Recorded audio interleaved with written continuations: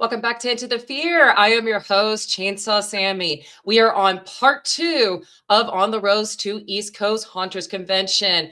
And joining me this evening is, yes, you know him, I have Jim Werner of Pennhurst Asylum, HOA, and Reaper's Revenge. The Haunted Attraction Association. I would never join a homeowners association. That's just I know I suckers. slipped on that one. My apologies. Oh, you're fine. You're fine. Sammy, thank you so much for having me out tonight. I'm so glad to be here. Oh, thank you so much for joining me.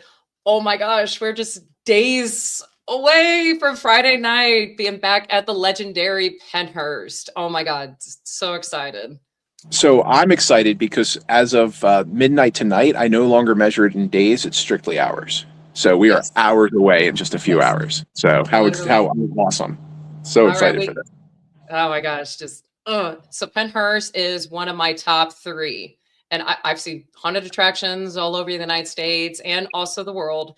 And Pennhurst is my top 3. I mean, it's just a beautiful attraction, beautiful place in general, because it's so secluded. You know, you go into you go on this little road and there's nothing around and you're like, okay, I am no longer in civilization. Where am I going? And then you just immediately, it opens up and you see the asylum, the property, and it's just insane how massive it is. Oh yeah, it's crazy. It is such a unique place. You know, lots of haunted attractions are going to be in a building or in a field, or even the prisons and stuff. The really grand, amazing prisons are a building or 3 or 4 haunts within a building. Pennhurst is so different because it's a collection of buildings. You're literally like surrounded by titans as you're walking through the property. These huge monolithic abandoned structures from years ago. It sets a tone that just I don't believe there's anywhere out there that mimics or is able to duplicate the feel of Pennhurst before you even get into our attractions. I mean, yes, and the history behind it, it has, you know, a dark history like most asylums, but I mean, Pennhurst is like the top one in the United States, if not the world, because of just its long history. And everyone's been there, like every paranormal TV crew, YouTube channel crew, everyone's been there, and just all the documentaries and stories behind it. It's insane.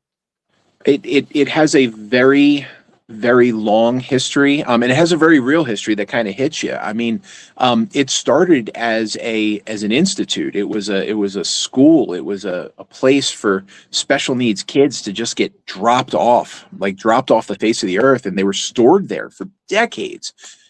Horrible conditions, low funding. You know, you had a couple good employees, you had a few bad employees, and between those things, you know, it was just not a good place to exist. And you know, when you add in the fact that a lot of the residents were developmentally disabled kids, the mortality rate was incredibly high just because of the demographic. Because of that, Pennhurst has come to be regarded as one of the most haunted places in the United States. And we have been very lucky to have basically every single professional TV show, paranormal investigative group come out. But the other thing you don't really think about is we hold paranormal investigations almost weekly. And through those programs, we have had tens of thousands of guests do their own independent investigations, and they're all getting results. They're all getting EVPs, and they're getting shadow figures, and they're getting really cool results consistently to just help drive the idea that, you know, Pennhurst, when it comes to the paranormal, is really just such a unique place. Like, it really can't be duplicated anywhere else. There's lots of haunted places out there, but Pennhurst is just one of those places where it's like, if you're in a building investigating and nothing happens, you can just go across the courtyard to a brand new building and have a whole new set of experiences there potentially. And that's really something different than a lot of places that are just like single buildings or a small area. I always liken it to being similar to like a place like Gettysburg that is so big and so much bad took place that it's like imprinted in the very air. And because of that, you get these repeated occurrences, which, you know, we've played into for years.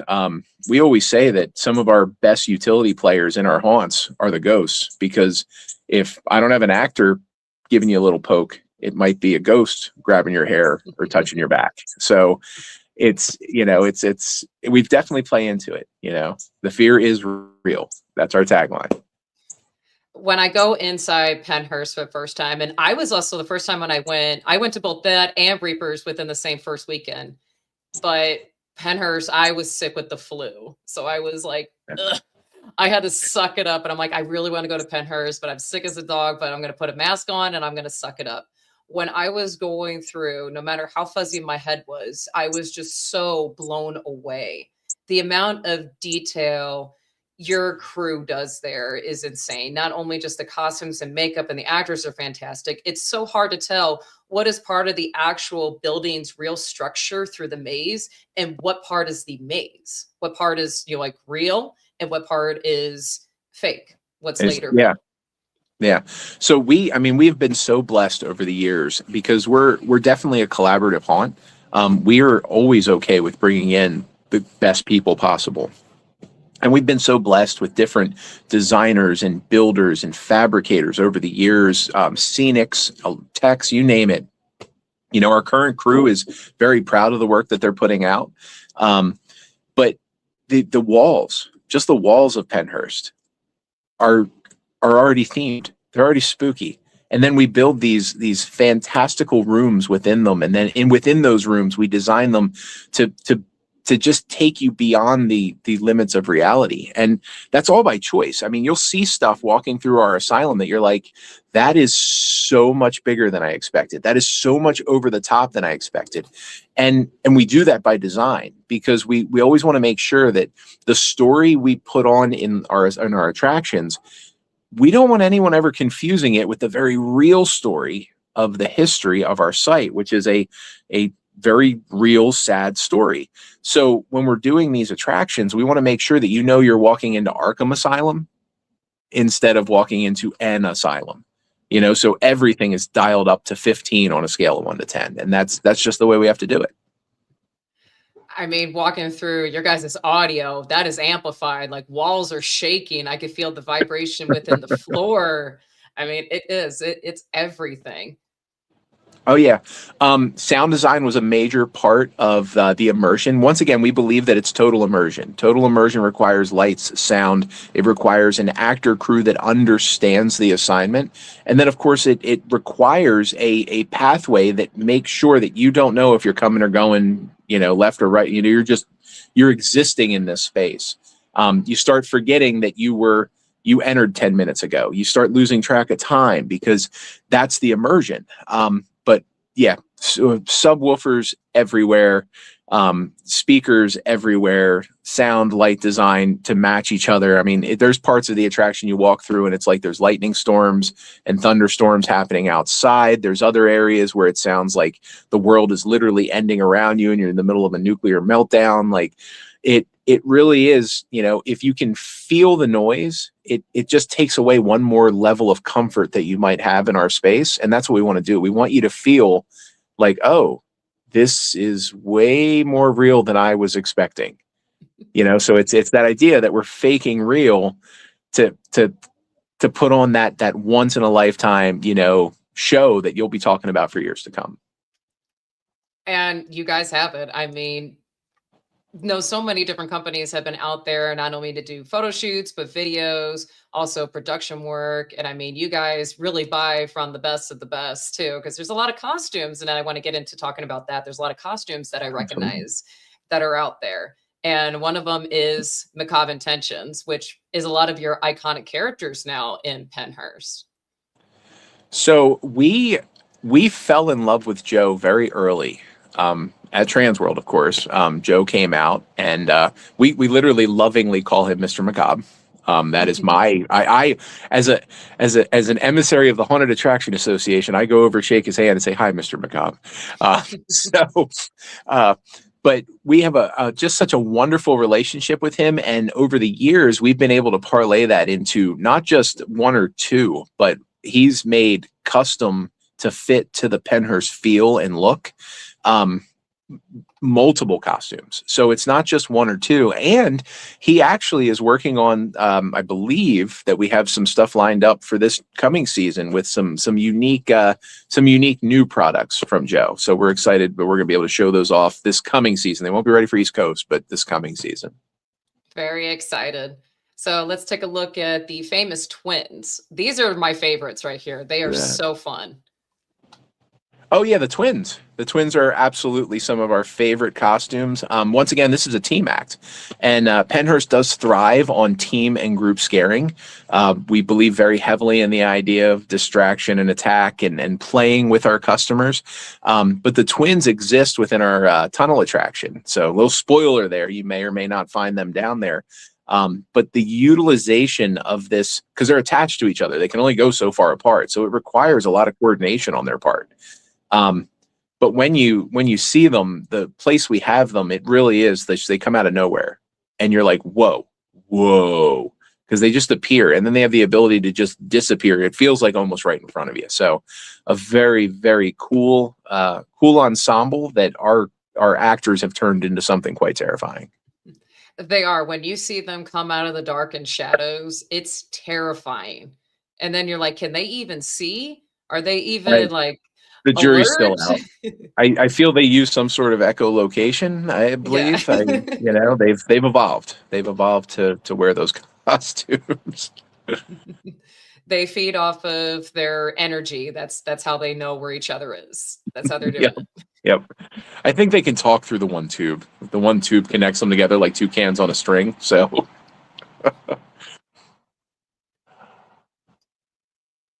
this is another one that I seen at Transworld. I want to say last year or the year before. Yep. So that was, I believe that was Joe's take and play on a very classic slasher that some people may or may not know.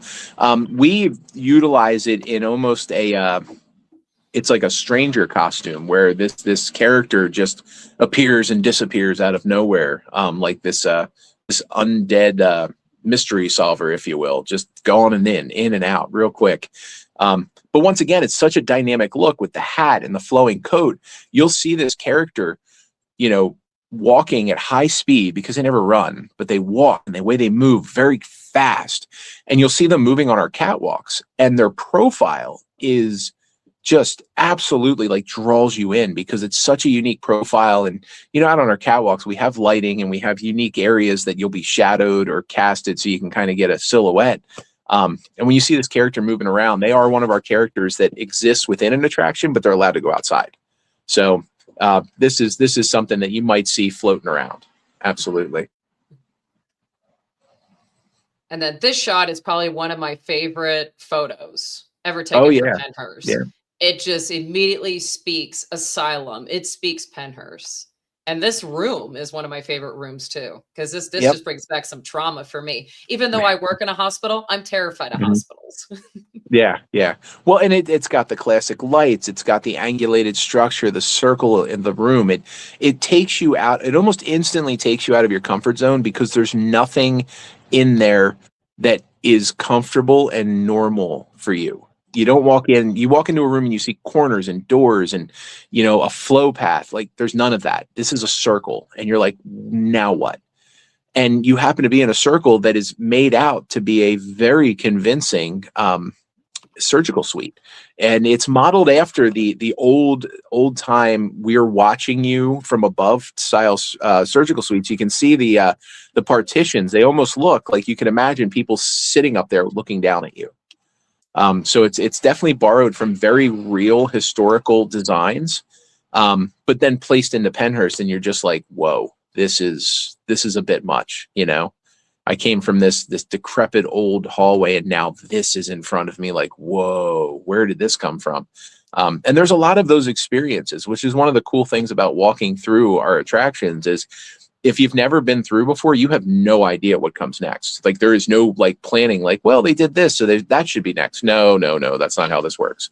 You are our guests are regarded as our own special inmates. They come in and they are now our patients, and we don't expect them to know anything that's going on because it's an asylum. Our patients are crazy. So our guests are crazy. I mean, the idea of taking the auditorium surgical suites, those were very common, over 100 years ago. And it's because it was for study. It was usually for medical students or the curiosity to sit there and watch. But when you think of it, like if you were the patient, you're like, that is terrifying. All these random strangers staring at me. Nothing was sterile either because it was wide open. So someone can come in with a severe case of the flu and get everybody, including that Yeah. patient, severely sick. Yeah. There was a time your doctor may not have washed their hands in weeks. And who like, or there's stories of doctors would do like autopsies and they were handling dead bodies. And then they would literally go across the hallway and deliver a baby. And Yeah. like mom and the baby would die from horrifically bad infections. And it's like, oh, I wonder what happened. And it's like, bro, you didn't wash your hands, and that was very real. Like, and these fears are a major thread of what we play through at Pennhurst. It's those fears of, everybody has a fear or has had a bad experience in a hospital style environment. So it is a set of fears that are ready to be played on for almost anybody. Yep. Like I said, I work in a hospital setting, but yet I'm still terrified. Why did I do this? Oh, the benefits were really nice. Yeah. Right. Yeah. Well, I got good benefits, but I don't want to be here. My shift's over. Goodbye. I'm leaving. Goodbye. All right, so we got tons of people here in the comments. I know Oh, everyone, cool. we've been chatting. We got Michael Carlos, hello. We got John from Dark Acres. We also got Jared from Halloween Haunts 365. Cool. Heather Doggett from Scream Score is in the house as well. Hello, everybody. And yes, Jared, we were about to. All right, I don't know if Troy is still watching, but let's give a shout out to the birthday boy. Hey, happy birthday, Troy. Yes, that's his contact saving in my Yeah. phone. It's a very flattering picture. It screams Halloween. That's his O face. I tell him, don't make that face in front of me. Oh, God. There's Troy. Yeah. Happy birthday, Troy. We'll see you Thursday. I'll see you Thursday. Many returns, sir. Many returns. I know everybody's now happy birthday, happy birthday. Okay. Let them get it out of their system. It's all right. Exactly. All right, so here's another one. Now this one here, now we just seen that in the last photo, but here's a close-up of the doctor. Well, that's our nurse. That's our the nurse. We actually this season we have a brand new version of our doctor coming in, which we're pretty excited about. But this is one of our classic nurses, and these are, the actors who take these roles on, and this is once again a macabre piece. But the actors who take these roles on and wear these type of costumes, the transformation that you see is literally like you'd imagine for someone who's on a stage show, someone who's performing in a movie. They embody these characters and they stay in character. That's one of the greatest hallmarks of Pennhurst, is that our crew stays in character. They will, from the moment they show up and they get in line for costumes, they're already like falling into character. And then at the end of the night, it's kind of hard to get them out of character. It's like, guys, please just go home. We're done. We did it. The haunting is over. You guys were successful. Please stop. Please stop doing that. Yeah, but I love it because that harkens back to even the days when I started, that the real love of the place comes from the performance. The real love of our art is in the performance. It always starts in the performance. That's where the love grows, is wow, we did that. Wow, I did that. Wow, that worked. And then from that, you grow into, you grow into all the other stuff. There's a lot of other stuff.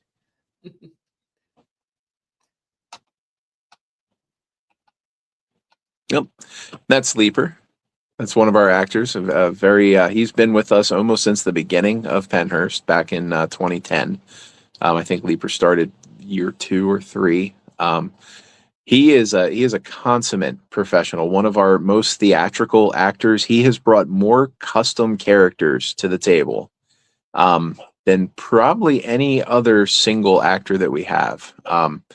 Truthfully, he will take a character idea, pitch it to us, and then he will turn it into something that's just, I can't believe that just happened. One of my favorites, he has a character that he'll dress up as, that he started in COVID, and the man literally brought in a 5-gallon bucket and on like a wheel cart, and he drug it around dressed as this plague doctor type character, and he would literally go up to customers all night long and give them hand sanitizer.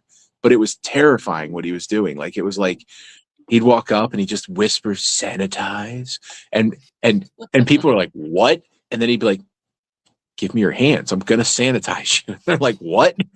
It was such a good play. And COVID sucked for everybody, but it was one of those things that came from COVID that I was like, well, that's cool. That worked out really well. And he's doing the world a favor by sanitizing everybody's hands. He's I doing can't the stress job of a Walmart greeter, but he's at Pennhurst. Right. Absolutely. And once again, consummate professional, never breaks character, wanders the property. We have several actors that have been with us for well over a decade at this point. And when I say that they are the core of the performance, they really are. We just know that wherever they are and whatever they're doing is going to be the best possible thing. Hi, Robert. I saw the thing popped up. But we know that we have these wonderful actors, and they're just going to knock it out of the park every time. It's like every time we put them up to bat, home run. And that's a great thing to know, going into every season and every event, is that when they're here, I'm like, okay, cool. Well, no matter what happens, we're going to be okay. So I like this photo of these two together. Yeah, now they're playing. And that's a big, and once again, that is like a major core attribute. Like, they're not just in there reciting lines that we told them to recite or doing the movements that we told them to do. They're given a lot of freedom when it comes to figuring out how their character exists. And that comes from a lot of that, like, playful, well, if there are no consequences, what would I do in this situation? Well, if I have no morals, how would I behave in this situation? Well, and you get some of these incredible moments, especially for the customers. They will come out and be like, that just happened. And I'll be like, yeah, it did. What happened? Like, what did they do to you? They're like, he did this, this, and this. And I'm like, oh, that's amazing. They're still doing that really cool act that they figured out, and it's that consistency that they're willing to keep that act going for several thousand customers every night of the season. And it's a mixture of just pure off the wall creativity and consistency. It really is consistency.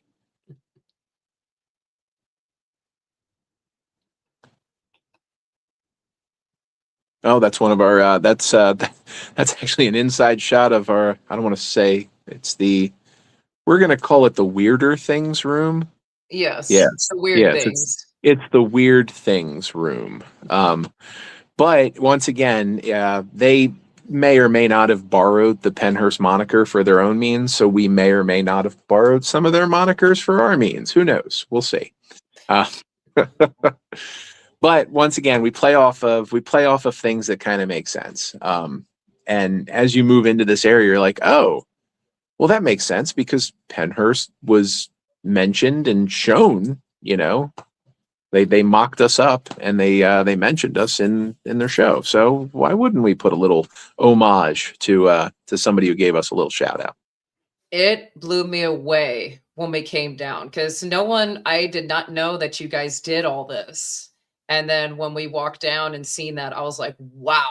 And those scenes just blew me away. It was fantastic. It felt like you were being taken into that series. It was incredible. Yeah. It was one of those, it was very much a passion project. It was one of those where it came down from the very top and they're like, we're going to do this. And we're like, okay, cool, let's do it. So I think everybody will appreciate it. It's definitely service to that medium, which is always good, but it's definitely a homage. So Netflix, leave us alone. Netflix, mind your business. And mind your business. And once again, highlighting our actors. Like we have exceptional sound. We have exceptional lighting. We have exceptional animatronics. We really do. We have some incredible animatronics.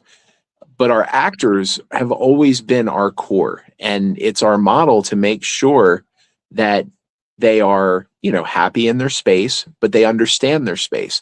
And once they get in there, that's their world for the entire night, and they embody it. And that's why most of our promo photos are always like, oh, well, that's very dynamic. Like the photos that you've shown so far, I mean, they're all still pictures, but they're very vibrant and very dynamic. Like you see that before this picture was taken and after this picture was taken, there was a lot happening, you know, and it tells a story that like, oh, what happens 2 seconds after this photo was taken? And that's because our actors they embody that. They embody the performance and they love the performance. They do. Like I said, your actors are top notch, along with the makeup and the costumes. You're really taken into this dark world that you have created within the asylum. It's insane. Well, you know, it is an asylum, so Yeah. we have a high bar. We have a high bar to clear. But it is a collaborative effort. I mean, our techs, our build, they go in and they get the place, you know, they get the stage set. And then the time comes for our costume department to garb everyone. And then they march into our makeup department, which our makeup department and costumes departments are really, truly, when it comes to our actors and emboldening them to feel so confident in their roles. I mean, the truth of the matter is, let's be honest. I mean, you throw a little grease paint on, throw a cheap costume on, and the actors only really got the gumption to perform to a certain level. You put them in something that is literally a nightmare. You make them look and feel like they are the creature, they are the monster, they are the psycho, they are the darkness. When you give them that, they're going to use it, and it pays dividends. Never ever cheap on your costumes and makeups, because you can make up a dark room, but you put a good costume and makeup actor in there who's emboldened to do their scaring, and that room's going to be just a home run. Like this actress right here, I mean, look at that. She's contorting her bones around, and even though she's just in a pose, you feel like she's moving and coming towards you, even though that's just a still photograph. You look at it long enough, you start to see her move. Oh yeah, yeah. Or you start kind of losing the anatomical profile of a person. You start kind of tricking yourself. Like what exactly is that is that a left arm or is that a leg? Is that, you know, you start kind of fooling yourself. Looking at them. We have several actresses and actors who are able to do a little contorting. We have a couple that specialize in it. And unfortunately, for those of you guys out there who are looking for contortionists, please remember that your contortionists have a short lifespan. There's only so many years they can do that crap. So we've learned the hard way a couple times. It is a short career for a contortionist normally, a couple years. So, but treat them well, and don't force them to contort all night every night, because it'll burn them out. But they can add so much to your story. They can add so much to the dynamic, because once again, the goal is to take people out of their comfort zone and place them in an immersive environment where nothing gives them comfort. You know, they came to get scared. They came to feel fear. We're supposed to provide it, obviously, you know, in the best way we can, as safely as we can.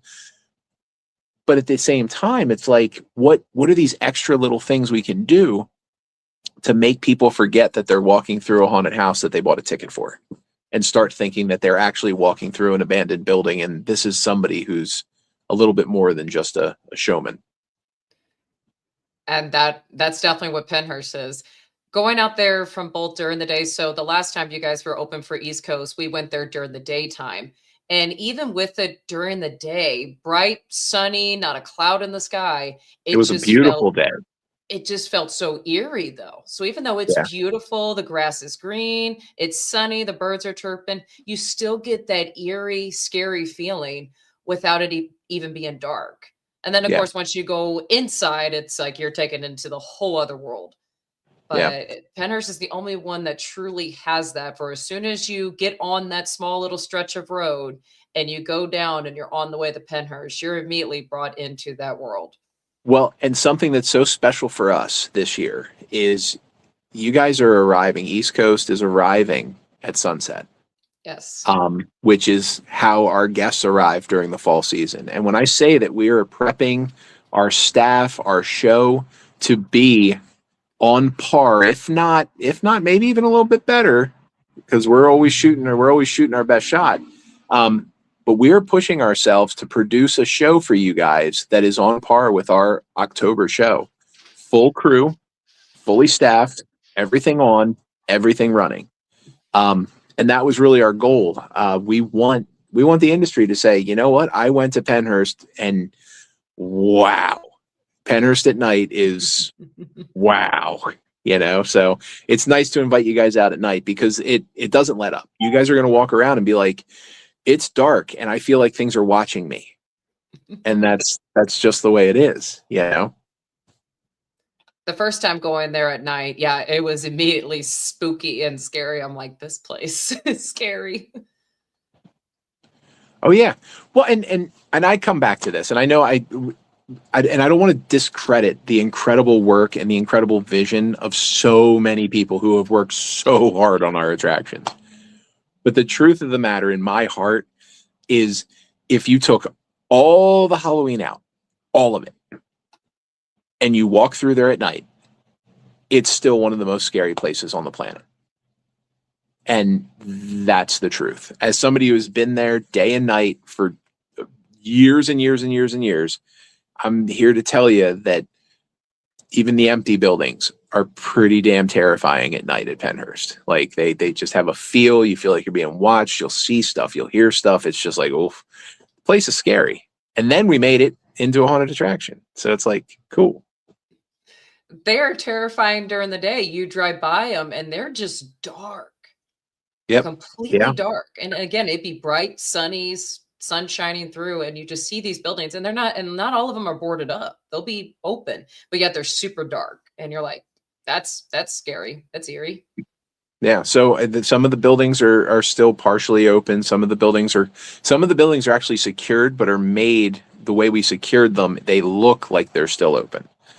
So that's an interesting thing that we did with like polycarb and plexi and stuff, where you're looking at a building and it is actually pretty sealed up, but you can't really tell that it's pretty sealed up.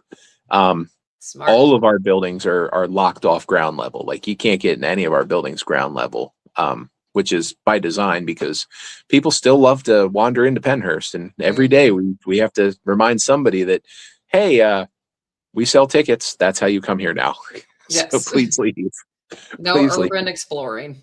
No urban exploring at Pennhurst. That is a big no. So that's people though. Urban exploring is fun. I myself have done it in the past, but yeah, it is trespassing when it is private property. But it's so fun ghost hunting.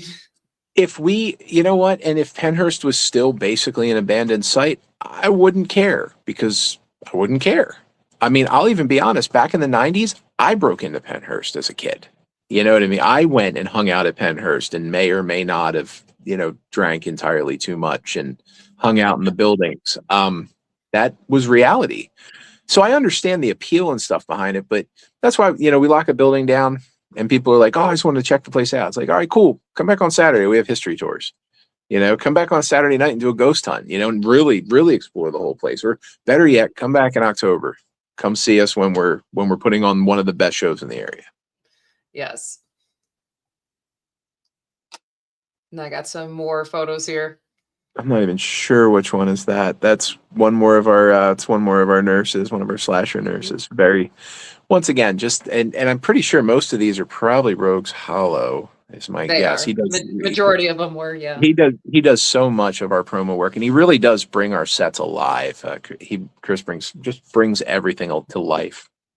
His color and design and posing. He's like it just like feels like they're gonna jump right off the picture at you. Mm-hmm. Oh yeah, Rogues Hollow. Shout out to Rogues Hollow, Chris. You do incredible stuff. Yep. And to look at, you get into the makeup and stuff. And once again, like we have a crew that's capable of doing basically anything they choose to do in regards to makeup, prosthetics, airbrush, whatever their goal is they're going to hit. But they have such an understanding of color theory within our attractions that because every room is a little different in color and shadow, they make it where if we want this actor to disappear and then only be visible for a half second when this one light hits them, they will make it where that second is etched in your mind for the next 6 hours of your life. You're like, every time you close your eyes, you're seeing that face again. Because they have just such a great understanding of color and pulling, using the airbrush to generate like real textures that you'd be like, oh wow, that's a prosthetic. And no, it's not a prosthetic. It's just really good airbrush work. Which, is great because airbrush takes half the time of your prosthetic works normally. So it's great having such a talented crew of people at our disposal to do such interesting things, So how many makeup artists do you have on staff? So we have depending on the night of the season, we'll have anywhere between 14 and 16. Sometimes we'll creep up a little bit. Our makeup department is part of a team kind of collaboration on the East Coast here, with several haunted attractions. So we trade, they'll trade some artists back and forth. We have some traveling artists that move around, and they actually do these things called makeup jams where multiple haunts will come together and train together as makeup artists. It's a really cool collaborative thing, but they're normally about 14 to 16 artists in the room. They all have their own stations. They all have their own air. They all have their own electricity. We try very, very hard to make sure they have everything they need to be very successful in what they're doing. I am so jealous of that, having makeup artists come from all over. The only time I ever got to do that was during events like Trans World and off-season events. Never did I get to do that during season. But here in St. Louis, we're kind of limited on how many attractions are actually here versus you guys up there in the Philadelphia region. I envy you guys. Well, there's nights. There are nights where some haunts are running and some haunts aren't. And that does allow for, makeup artists to travel around a little and get a feel and learn. And I love the very collaborative nature of the makeup artist community that's growing in the tri-state, kind of the mid-eastern, seaboard area, that New York, Jersey, PA, Washington, Baltimore, Maryland. Like there's all these and they're so hey, you want to come out and learn something new? Let's do something, so it's really cool seeing that. And I see a lot of growth across our entire region because of that, where suddenly it's like, oh, everybody's quality is picking up a little bit and everybody's producing really cool stuff.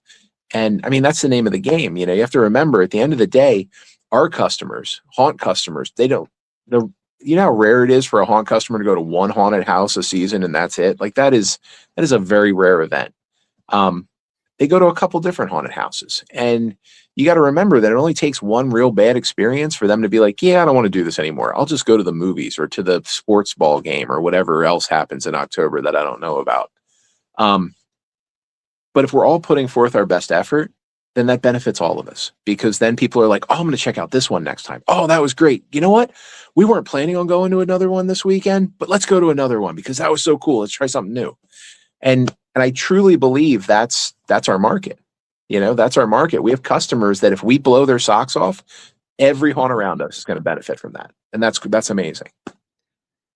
I envy that so much.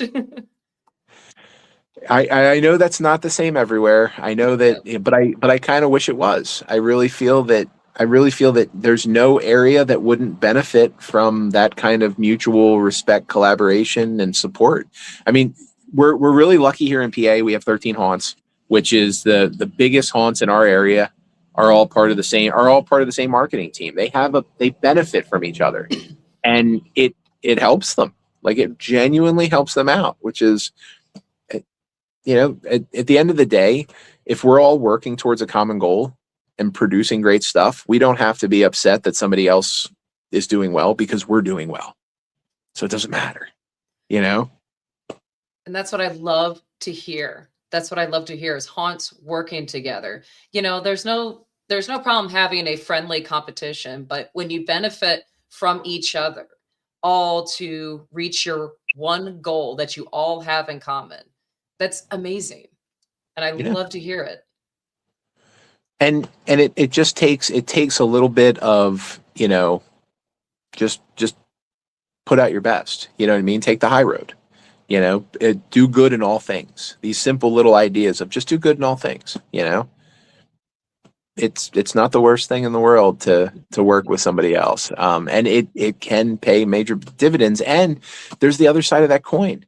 If somebody in your region drops the ball, you can either help them or you can bury them. But if you bury them, that doesn't help you, because any customer who goes to a place that's not safe or not good, and you don't get them up to the bar, that's just going to hurt your business. So Exactly. it really is like knowing your neighbors and working together. It just benefits everybody. It really truly does. It helps the little guys get some footing under them. It makes sure the big guys stay the big guys, because they don't have to worry about some small haunt costing them, or a bad headline about some small haunt. No, everybody's good. I So love hearing that.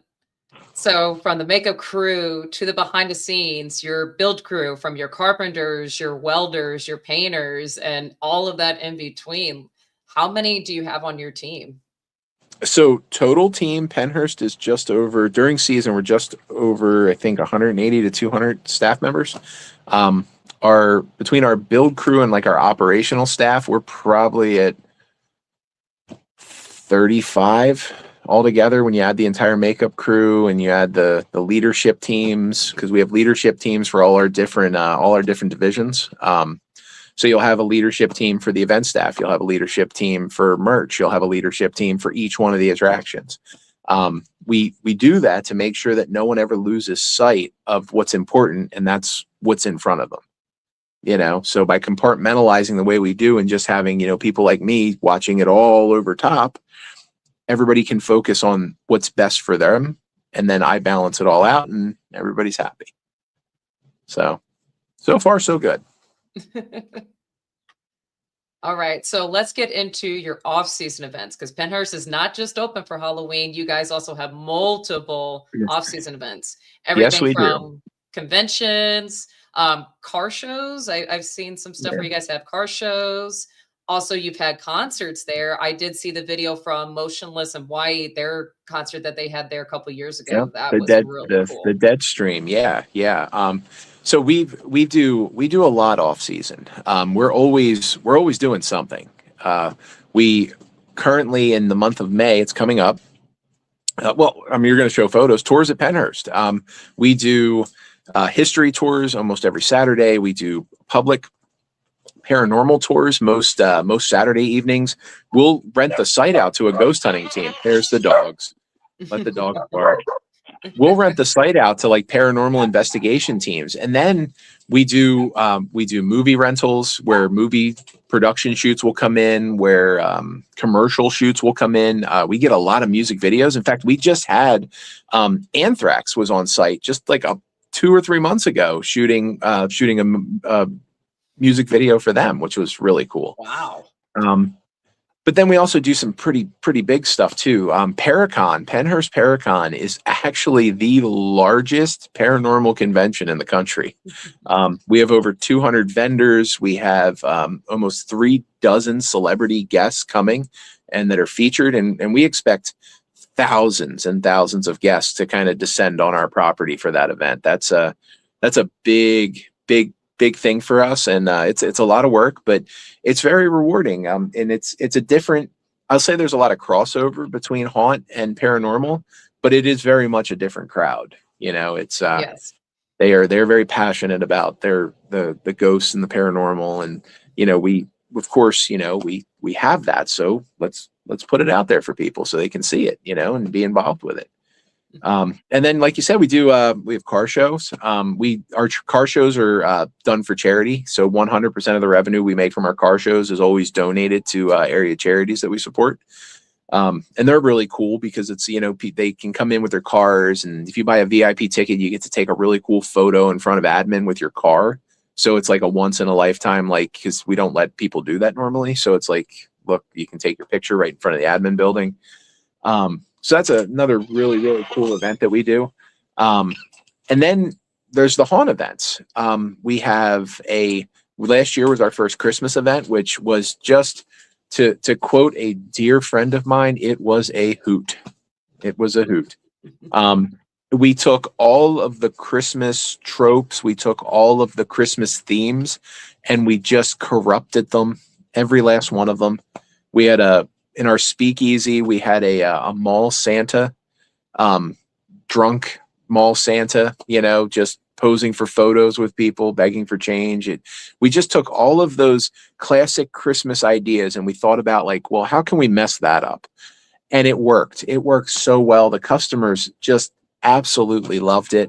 So it was a huge win for us for Christmas. And it was just fun. It was just a really fun event. And then of course we do Valentine's, which we've been doing for years now. Valentine's, and we take all of those, sickly sweet love tropes. The "Will you be mine?" the crappy Valentine's Day gifts, the crappy Valentine's Day cards, and we put a high intensity spin on it. So we'll actually have our VIP guests will get to opt in for high intensity, and they have to do stuff then. Like, it's not just walk through and experience. It's now when you get to this area, we're going to pull you out of line and you're going to go do this extra activity. You're going to go write a Valentine's for one of our monsters. You're going to have a drink with the vampires down in the vampire bar. You're going to do these different things in an effort to make it where we're just breaking the very final line of immersion, and that's making the customer part of the show. So we love doing that type of stuff at Pennhurst, and we've been doing those type of immersion activities for years. We really have had a long time to practice them, and we're very good at giving a customer like, oh, I'm doing stuff now. I'm part of this. And it's such a memorable experience. So absolutely love it. And then of course, we do our blackout. Our blackout's kind of fun because Pennhurst is massive and huge, and you're in the dark. Like, you are in the dark. Here's your glow necklace. You are in the dark. And we train our actors to perform in the darkness, utilizing the glow necklaces as they come through. So the actors are kind of like stationary between groups until the glows come in, and then they can see, but the group can't see. And it really does lead to some of the best scares, some of the really best scares. It's not just walking through in the dark and maybe hearing something. Like, our actors play off those glow necklaces. So it's a really, really dynamic way to do stuff. Do you give them like the good glow necklaces and not the stingy little red? No, so for night vision, we typically do red. But there's colors that are way darker, and then there's colors that are way brighter. And we find that the red is the correct level of light for our actors to identify them without them being able to tell that we're coming at them till the very last second. We practiced with it. We played with it. Things like green glow sticks and blue are just way too bright. You walk into a room and it lights up the whole room. You walk in with a red glow necklace, though, all you're really doing if you're wearing it around your neck is blinding yourself. That's it. And then some people like wear them like on their hands and stuff, and like hold them out like flashlights. But it's just it's such a low level ambient glow that it lets them proceed through the attraction safely, but it doesn't give away what's in the darkness. And that's, to me, that's the key to the blackout. Is why even bother having a blackout if you're not going to utilize the darkness as your number one ally in that situation? Like, it's that one time that they have no idea where you're coming from. That is freaking awesome. What would be your favorite off-season event that you do? Oh, that's a loaded question.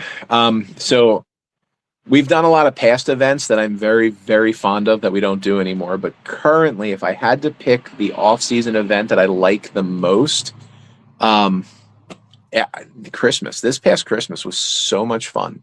Like it really was just so much fun, you know, and it's weird for me as like an operator to look at a situation and be like, wow, that went really well. And it was a lot of fun. Like normally it went really well because I wasn't having a lot of fun. You know, because I'm doing 8 trillion things. But we coming off the season, everything was still tight. The actors were still tuned in really well, ready to go. Converting the haunt to a Christmas theme was something that was just so fun. And it was work. It sucked working in the cold. That was kind of not fun because I don't know if you know, but Pennsylvania experienced one of the worst winters we've had in like Yes, you decades. It did. was so bad. I mean, it's going to be below freezing 2 nights from now, and I'm just sitting here like, why do I live here? Because Pennhurst is here, actually. Um, During East Coast, it's gonna be like that. Oh no, no, no. no, no, no. So I think Tuesday we have a low temperature that's going to flirt with freezing on Tuesday. It'll be up almost by 80. It'll be almost 80 degrees by East Coast. So, Okay. yeah, we're getting that kind of weather, you know, where it's like, oh, want a little summer? Oh, fooled you. Nope, nope, it's winter still. Oh, wait, little summer. Here's 4 hours of spring. Enjoy it. Yeah. I'm the one But over here that's trying to finish packing, and then you're telling me it's gonna be cold, and I'm like, are you serious? well, you know, we do sell sweatshirts. So I'm just saying, if it's a little chilly, we do sell sweatshirts. We do. We have a wonderful merch area, and we have our wonderful speakeasy, which you guys are going to get to hang out in post walkthrough.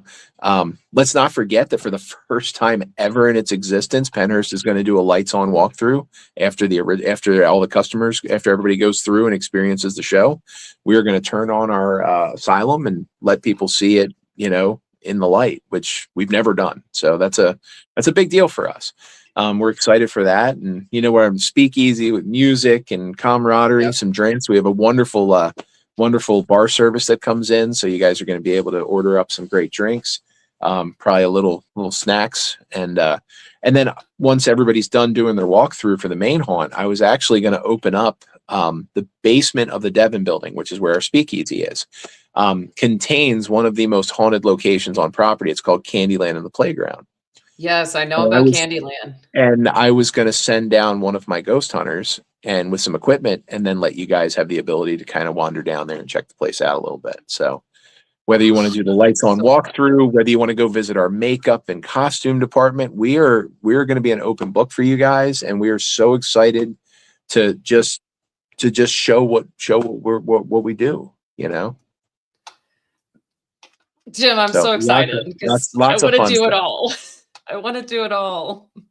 We're like I said, we're gonna have a lot of cool stuff. We're gonna, you know, our actors are gonna proceed over to the speakeasy afterwards. And like I said, the speakeasy is just this really great environment to just kind of relax, hang out, have a drink. You can talk about what you saw. You can plan the next move. Are we gonna head over to the asylum? Are we gonna go over to the makeup room and go talk to the department heads who are all going to be in place to talk and show stuff off? And you know, we're really rolling out the red carpet for East Coast, and we couldn't be more excited. It's not every day the industry knocks on your door, but when the industry knocks on your door, you open it up. You go all out for the entire industry because I mean, we got tons of people that originally said that weren't coming to East Coast, but they did so well at Transworld that now they're like, up, up, we're coming to East Coast now too. So I'm like, Right. this show just keeps getting bigger and bigger and Yeah. bigger. It's Well, insane. and I am absolutely not surprised by that. Transworld is our crossroads, and I always call it the crossroads because it sits there in St. Louis at literally the crossroads of the United States. You know what I mean? It's the middle, you know, that's what St. Louis is. And it makes sense to put our flagship trade show there. But the fact that we went so many years without an Eastern Seaboard offering, it blew me away. We're talking tens of millions of people, potential customers. We're talking hundreds of haunted attractions within driving distance, hundreds. And it's like, and they said they announced East Coast 3 years ago, it was, I think. And as soon as they announced it, I'm like, well, it's about time. I'm like, I hope they're ready because people are going to show up for this. This is going to be something that's going to be well worth their time and efforts. And it was, and it has been. And I'm excited to be part of helping in some small way and keeping that momentum going, you know? Yes. And this show, eventually we're going to outgrow this convention center. I'm just calling it now. It's only on its third year We and don't, it's already so filled up. big secret about the current convention center that we are in. We don't use any of it. Like Really? I've worked at convention center, like doing events that are 3 times the size of our current floor plan. So there is room to expand. I think I think they're fighting with other people who book space. Once again, I don't know the mechanics of it, but I know that that space is much larger than what we've seen. Much larger. Much larger. Because Yeah. I've been in there. I've been in there for different expos over the years. I took my daughter to to like an anime expo there that literally used double the space that we had last year that for the East Coast. And don't get me wrong, it's still it's a huge floor as it is right now, but I believe that there's room for growth. And the last thing I'd want to see is anybody move us into Philadelphia. Don't. If anybody's listening who's in charge, please don't do that. We don't want to be in Philadelphia. Don't do that. Not in Philly. Oh God. No, it's a good match of where it is, where you're close enough to Philly, because that's where majority of Yeah. everybody flies into or Yep. drives Yep. into. And where you could still go check out Philadelphia while you're in town, especially if you come in early and you're going to stay like a week or so and you're doing a vacation. You got Philly close enough to where you can go to museums, go to restaurants, sightsee, do all the tourist stuff. But then we're far away enough where we're left alone from the city crew. Yeah. Well, and let's remember, like Oaks is kind of like, oh, Oaks, what's Oaks? Oaks is 10 minutes from King of Prussia. And King of Prussia is one of the shopping meccas of the entire United States. It They've is. got hundreds of restaurants, tons of entertainment options, tons of hotels, right that 10-minute drive right down 422. So I do believe that I think they've lucked out. I think they picked great with Oaks, and I think that they can just keep on growing. I think it's a good spot for them. My opinion, of course. Yes. All right. So also, Jim, now we're moving on to Reapers. You told me that there's Hey. some interesting stuff coming out to Reaper's Revenge this year. So as many people know, I'm also very involved with Reaper's Revenge. And Reapers and Pennhurst are kind of like sister haunts. And one of the most exciting announcements for Reapers this year is that Reapers, after years of speculation and whispering and rumors, Reapers is going to be opening its main haunted attraction. It's Last Rites Funeral Home. So super exciting for that. That is a big move for Reapers. On top of being one of the best hay rides on the planet, Yes. now they are entering the realm of the walkthrough haunted attraction full scale. And I think people are going to be like, whoa, this is something else. They've got some incredible stuff planned up there. And I will be honest, if you are in the area, anywhere close to Reapers during this coming season, it's going to be worth your time to come out and check the show out. Oh my gosh, excited to hear. Just Reapers is awesome. I mean, the hayride, yes, is phenomenal. It's got every Plix trace in there, everything from incredible sets. You're out in the woods. The hayride itself is actually quite comfortable because I've been on some gnarly hayrides where I'm like, oh, my back hurts. And they actually added seats. The hay rides now have seats on them, so you sit comfortable. It's not going to hurt your knees, not going to hurt your butt. You all the things that made it hard having a hayride, they've kind of removed. So now it's just an enjoyable, comfortable ride through the woods. And then of course, fire, water, immersion, things flying overhead, projections. It hits you from start to finish. And then from there you wander in and your next stop was pitch black. But now when you're done the hayride, you're going to go into the Last Rites Funeral Home, and you now have this whole new experience of immersion in this turn of the century funeral parlor, where who knows what's going on in there. I will tell you this though, some of the best designers in the world are working on this project with us, and that in and of itself is very exciting. That's so cool. Oh, so excited to hear about Reapers. It's been a while since I've been out there, but I do need to go back and check it out here very soon. Always worth a revisit. There's always something new up on that mountain. That's one of my favorite things about it, is there's always something new. All right. So also, what is going on with the association? I know you guys just got back from Transworld. You guys had the award show. I mean, it was awesome seeing you guys. Well, the Haunted Attraction Association is firing on all cylinders. We've got some exciting leadership changes. We've got some new direction. We're going to be working on our remote training. We're going to start bringing our chaos level classes out to the masses a little bit more so that haunts themselves are able to get the chaos level certification for safety. We're doubling down on marketing and promoting. And then our newest, so we completely finished the last strategic plan that we put out 2 years ago, a year early. So because we finished it, we immediately launched a new strategic plan, and we are already starting to bust down doors working on that new strategic plan.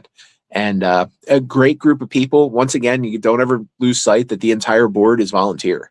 They're only there. The benefit to them is watching our industry improve and excel and grow. And that is the only payment they get. And they are an incredible group of people and with great ideas. And don't ever forget, if you're a member, the phones are on, the emails are open. Bring us questions, bring us queries, bring us complaints. Talk to us. Yep. Let us tap into the hundreds of years of haunt experience on that board to help you with your problems, because that's what we're there for. So glad to hear you have an incredible team is on that board. I mean, I know Peggy very well. You also have Ben Bates on there for Bates Motel, and just et cetera. The line just goes on. We'll be here all day of everyone that's involved, plus just the members and everything else. There's no one on that board that couldn't be described as an all-star. And then we have some that are just legendary. When we have Peggy from Woods of Terror, which is just one of the most top tier attractions literally in the United States right now. We have Bart Butler from Terror in the Corn. I mean, these are iconic attractions. Ben Bates Motel, like one of the OGs. Like, yes, OG is the word. One of the OG haunted attractions. And like we have crews from Niles. Like there's so many. We have Aaron from Niles. Like there's so much experience with some of these attractions that have been around for years. Some of these attractions that are just dynamic, like new, different, fun. And I really do feel it's such a great collection of people that they're just going to keep moving the stick. Every board meeting they have, I feel they're just going to keep building and growing into more cool stuff. And don't forget to visit the Haunted Attraction booth at East Coast. They have a booth. I think it's I don't remember. It's in the 500s, but you'll see it because there's going to be a ticket giveaway there for some future Pennhurst events, so you can win some free tickets. Really? That is great to hear. Go and visit the HA booth and enter for a chance to win some VIP tickets to our season at Pennhurst. All right, so I got one video to play for us right now just to get everybody hyped up of what to expect on Friday night at Pennhurst Asylum.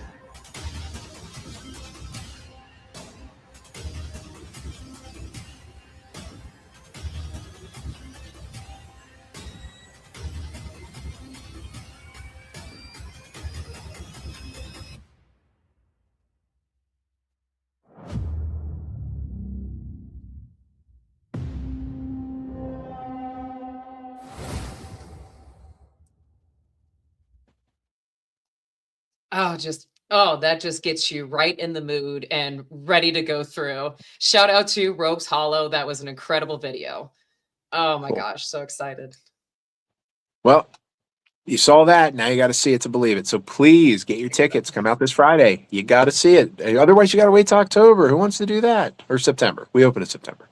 Yep. But that's too long to wait. Just come out this Friday. Check it out. All right, everyone. So we are going to take a really short intermission, but yes, thank you all for tuning in right now. Jim, thank you so much for joining me. Blessings to you and your crew. We will see you guys on Friday. Yeah, excited to see you. Thank you again for having me. Yes, thank you so much. All right, and shout out to our sponsors, Woods of Terror. Check out woodsofterror.com. Halfway to Halloween is only 2 weeks away, so tickets are on sale now for Halfway to Halloween at Woods of Terror.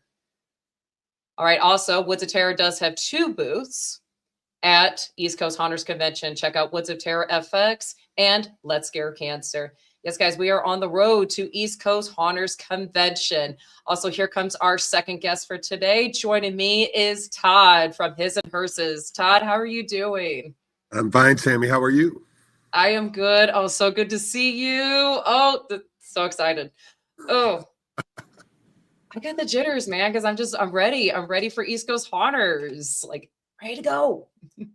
Yeah, I'm getting excited. I've been in the shop nonstop. Rebecca's out there right now working, and I told her I would take a break and come in and talk with you.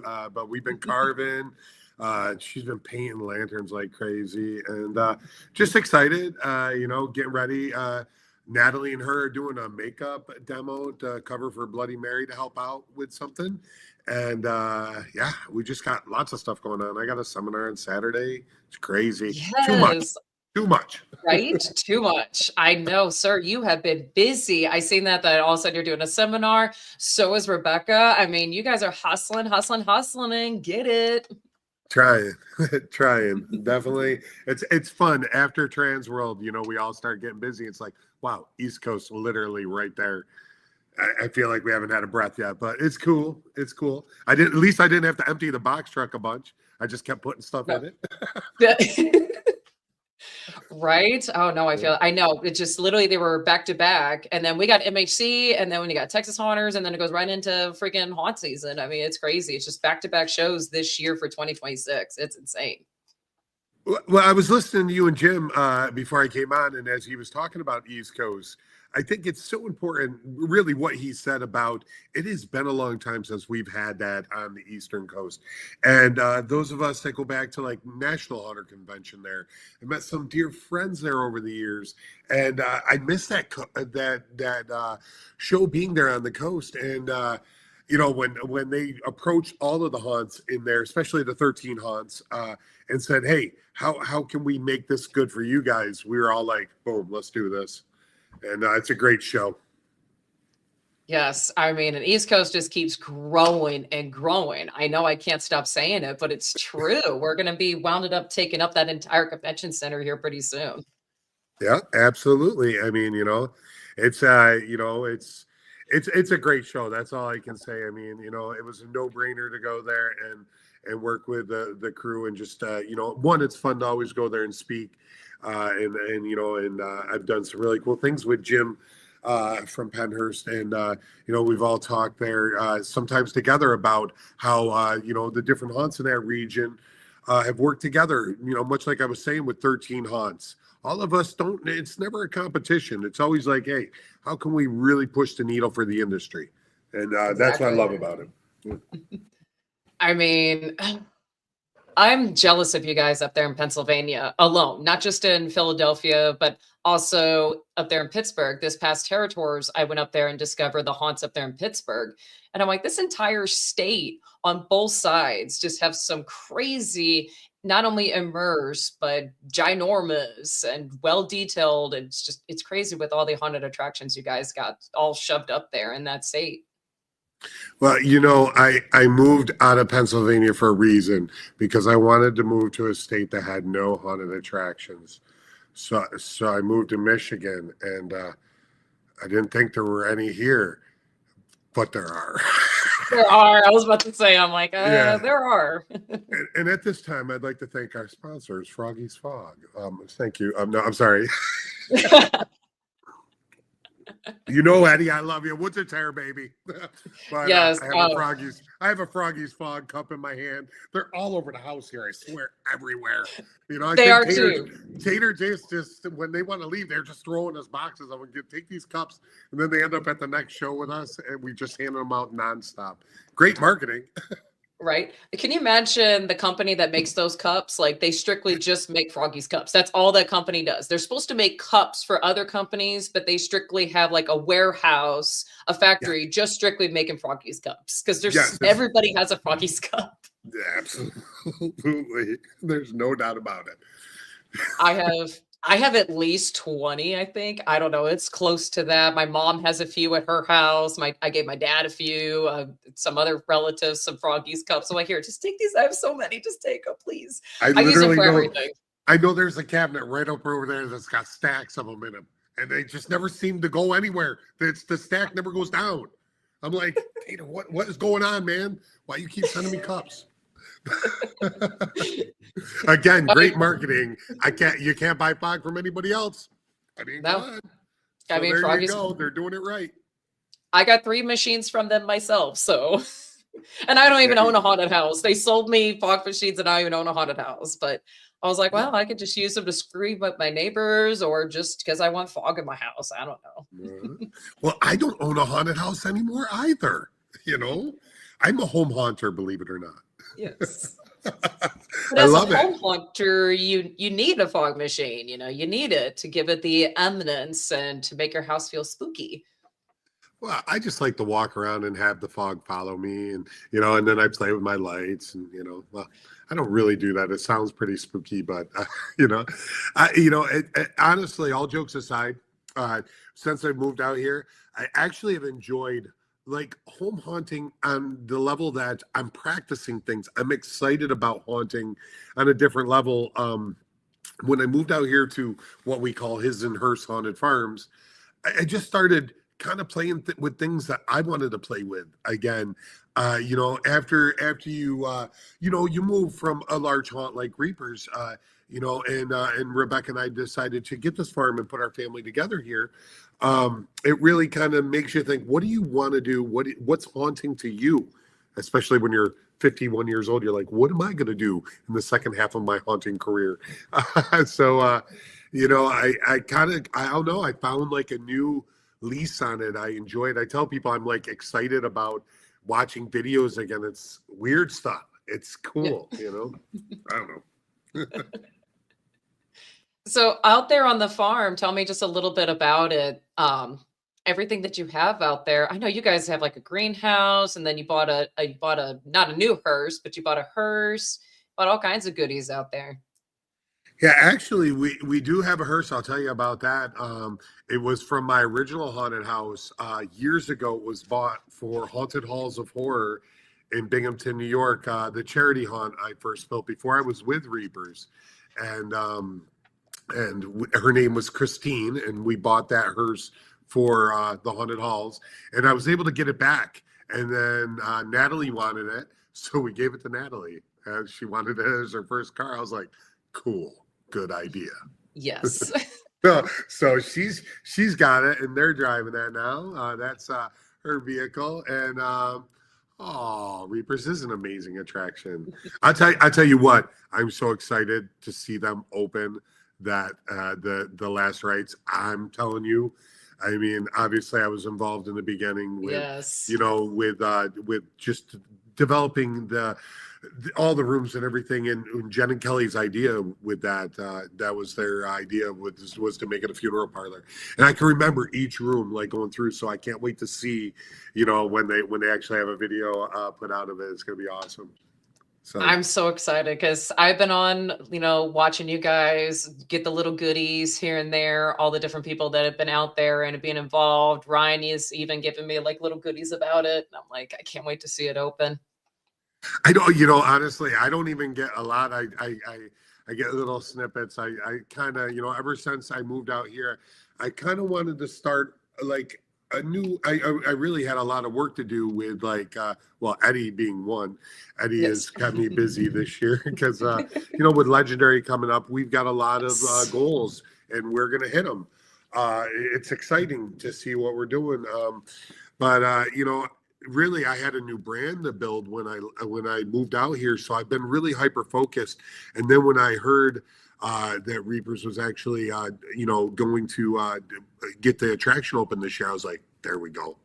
That's going to be, and like Jim said, that is the thing. Reapers really kind of is covered and crossed off a lot of other, lines, and, crossed off or dotted T's, whatever, crossed T's and dotted I's, you know what I mean?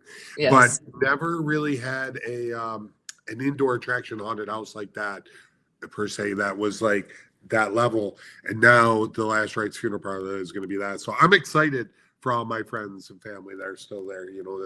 That's an awesome show, and it's going to be great. Yes, I'm so excited. So I seen when you guys first had the layout of before you broke ground, before the building was up. And then I watched a video of the structure being put up. And I was like, I cannot wait for this to open. And I know it's been pushed off for the past couple years due to you guys get some really nasty weather up that way. And then now you guys are finally open for 2026. That's going to be neat. Well, and it's like I said, I'm excited for them, but I thought out here in Michigan it was going to be a little bit different. The weather is just as crazy, and these guys up here, I'll tell you, the winter this year that everybody dealt with in the haunt community, I just heard it around the block from everywhere, especially over there in Pennsylvania. Now, I've been out here, believe it, in Michigan. Rebecca and I celebrated 1 year in, I think it's 1 year and 3 days now. But well, we've been out here for a little over a year. Yeah. It was bittersweet. I sold Reapers the week before I came out. My partner still obviously own it. And I saw them at Trans World's. Great seeing everybody. Great seeing Jim. Great seeing all the crew. I wish I still could be out there and working with them, but we all go on different journeys, hence his and Hearse Haunted Farms. And I can tell you a little bit about it, what it really is for Rebecca and I. It's really our opportunity to share what we like, things that we do here at our house and on our farm with the haunt community. I don't know why I came up with the idea with her. We were sitting around talking, and, she really likes this wood. So we started making wood, and I was like, babe, we should do something with this. Maybe we'll start carving this. And then she had all these great ideas, and she said, let's start selling it. And, and people were asking for it. I was just talking to a customer from Trans World today that was saying, I'm just so fortunate that I found you guys. Like, you got that really rare, like, artist kind of, I don't know, you could tell that you're enjoying what you're making, he was saying. And I was like, there you go. Because, sometimes I take too much time on projects, and I'm a perfectionist, and I want it to look really good. And if I don't like a paint job, I'll sand it off and plane it off and start from scratch and blah, blah, blah. But, that's the fun thing. And for once, Rebecca and I have everything in one place, which I'm really enjoying. My shop isn't in New York at my escape rooms, and then half the stuff down at Reapers and the other half in my house in New York or whatever. This farm has my CNC table, my studio with my drums and everything. My projection mapping's in there, my whole computer. So I can do my audio and video engineering in there, but I can have my music because I really love playing drums, and so I'm kind of like Animal. But I really enjoy that, and that's kind of my stress relief, when I can play the drums or do other music outlets. But then I can walk right out of my studio in through another door, and I'm in my shop where the CNC machine can be cutting stuff while I'm playing the drums, or I'm working on the computer on projection mapping. It's like, the epitome of trying to multitask.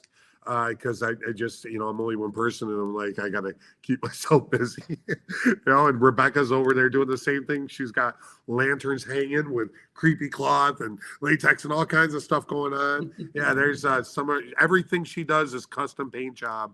And, she just does a really great job with it.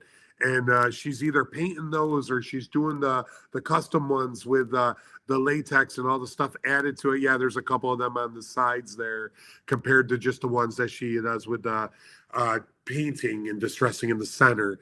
But what I love about it is really what we, our lighting, not much different than a lot of people's lighting. There's other people out there that have similar lighting, whatever. But what I think makes us different is we're putting the lighting together with our wood, with our signs, with stuff that we do. Like, I literally could pick up this computer and walk over there to my greenhouse, and you will see all my lighting in the greenhouse. My signs are right everywhere in this room. it's because that's how we live. If we just decided to corrupt the industry with our signs and whatever we think is cool, we're putting it out there and hoping people buy it. I love them though, because it's not just something that you need for your haunted attraction. It'd be something you can have for your house. Home haunters especially would love stuff like this. And not only that, it's great quality. Like I was picking up the signs at Transworld and I was like, this is good quality stuff. This isn't just something cheap. No, this is nice quality stuff. It looks great. It feels great. This is something that you can have not only at your haunted attraction, but you could put it on the property itself, put it in your house, put it in your other business. So let's say you're just a Halloween enthusiast and you just want a cool sign for your business or for inside your house. It could go anywhere. Well, thank you. Yeah, and then all the way to like the charcuterie boards, or like we had a really big piece at the show. It was like 7 feet long of a piece of rough cut wood. Yeah, the live edge or whatever they call it. And it was like a $200 piece of wood that I got, and I thought it was cool, and I carved into it, and I put our logo into it.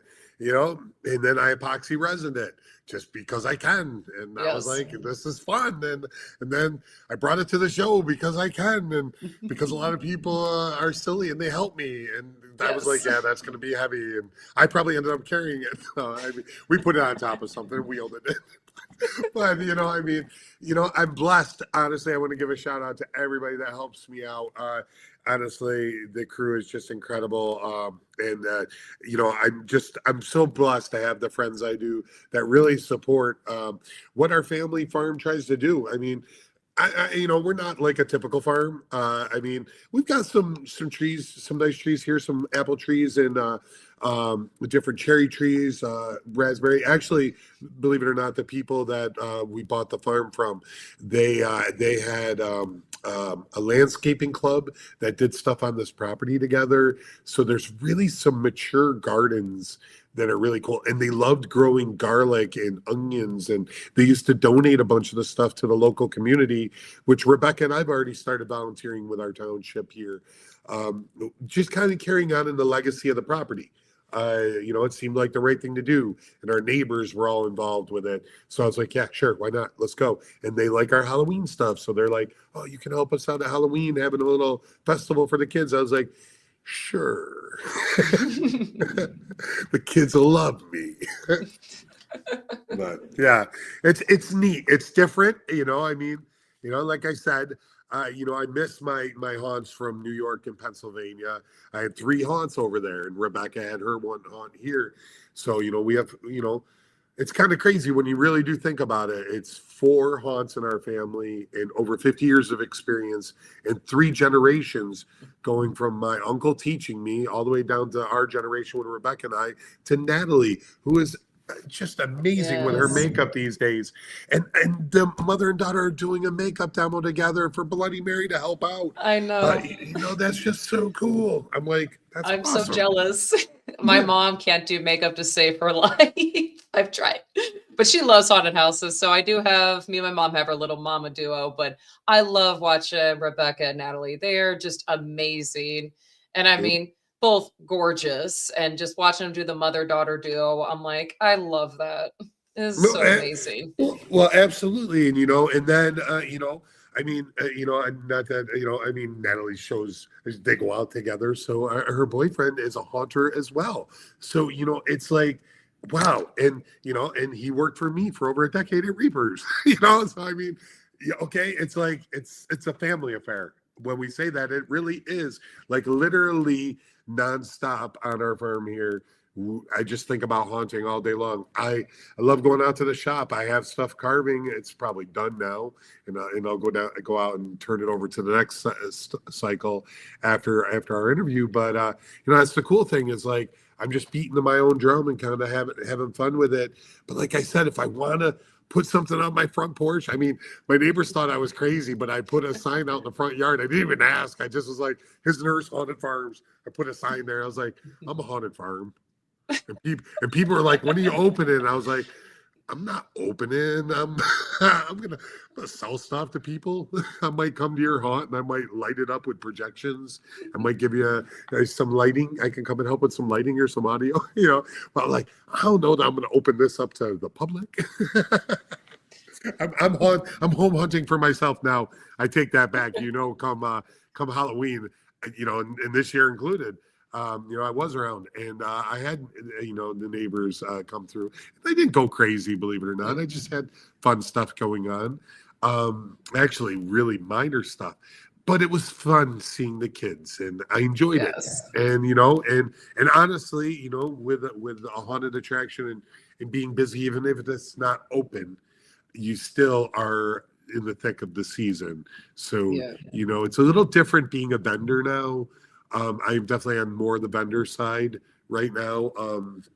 Definitely looking at a few projects. We've been talking. We've been here for a year. We're definitely talking about a couple of options. Really starting to settle into what we enjoy. It's nice that the farm is actually starting to click. I said to Rebecca earlier, I was like, God, I really just love the way the shop is coming along. I was talking to Kim and Ty earlier about it and saying, because they're doing some laser engraving too now.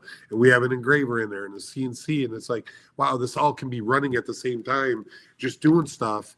And it's cool because you're watching your machines work, but it's really my knowledge that, has learned how to somehow figure out these things. I don't know. So Rebecca's like, just go put this on there and make it happen. I'm like, okay, babe. Okay. But it's fun. And we're enjoying it. And, people keep telling me I'm smiling a lot. So I must be happy. Every time I see you, always get a big smile on your face, no matter what day it is. So I will say, yes, you are definitely happy, sir. Cool. We're doing it right then. So yes, you got halfway to Halloween with the Terror coming up, and you've been working on new projection mapping out there. So tell me about how you got into the projection mapping. Well, projection mapping for me started 14 seasons ago, believe it or not. This was a long time ago. I started putting multiple projectors together and just thought it was cool and started blending it without software, just based on my eye. Like, okay, I could do this with colors and video, and I'll put it in this direction. And then if I take this asset or video, whatever I want to call it, and I put this over it, or I do an overlay or whatever it does, I just started blending things together. Really, I just wanted to have a lot of outdoor coverage. That was my main thing. I wanted it to feel really immersive when you came out of the haunted house. And I just wanted it to feel like there was something going on around you and there was activity. But I didn't want really big TV screens. So I just built really big TV screens with projections, I guess. and that's how it started. And then it's morphed into some crazy things. Like, most of it started at Reapers, obviously. And I didn't do a lot of mapping at all at Slaughterland when I actually built that park with a couple of my friends.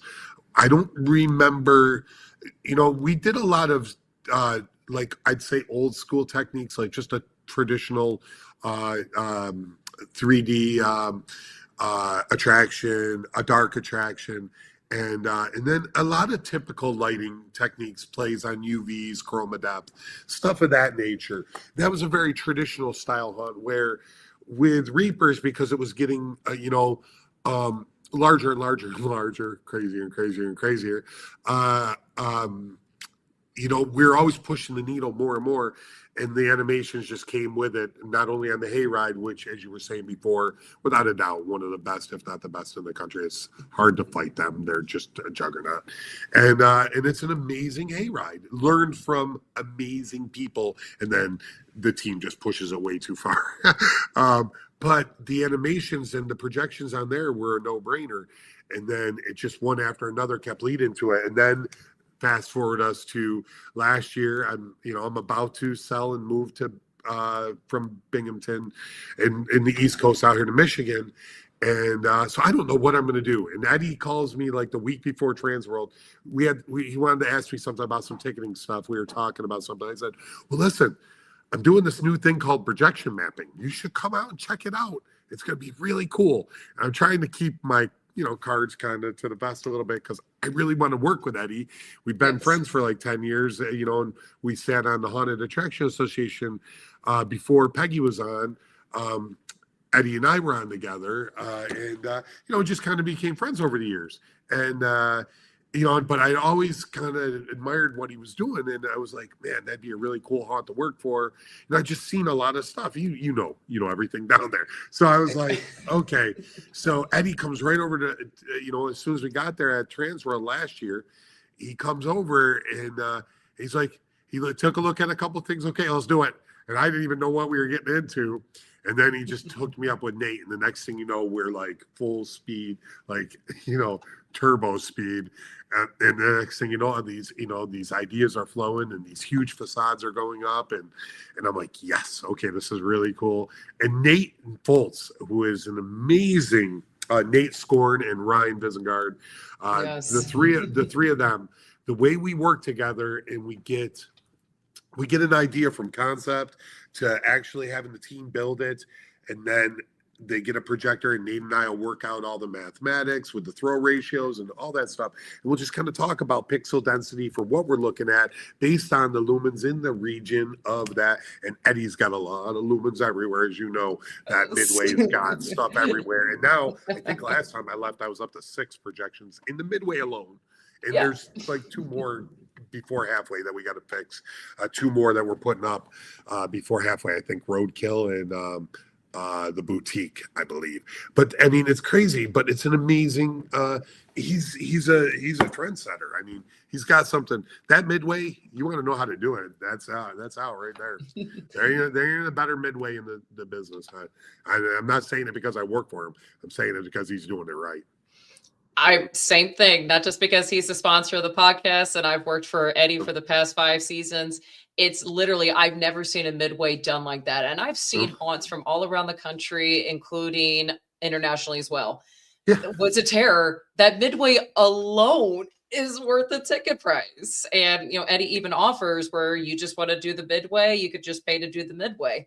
Because he said it sells. He's like, a lot of people just show up just to go to the Midway. They're too scared to go through the haunted trail, but he's like, they come to see that Midway, and it shows. That Midway is always jam-packed. Everybody is having a good time.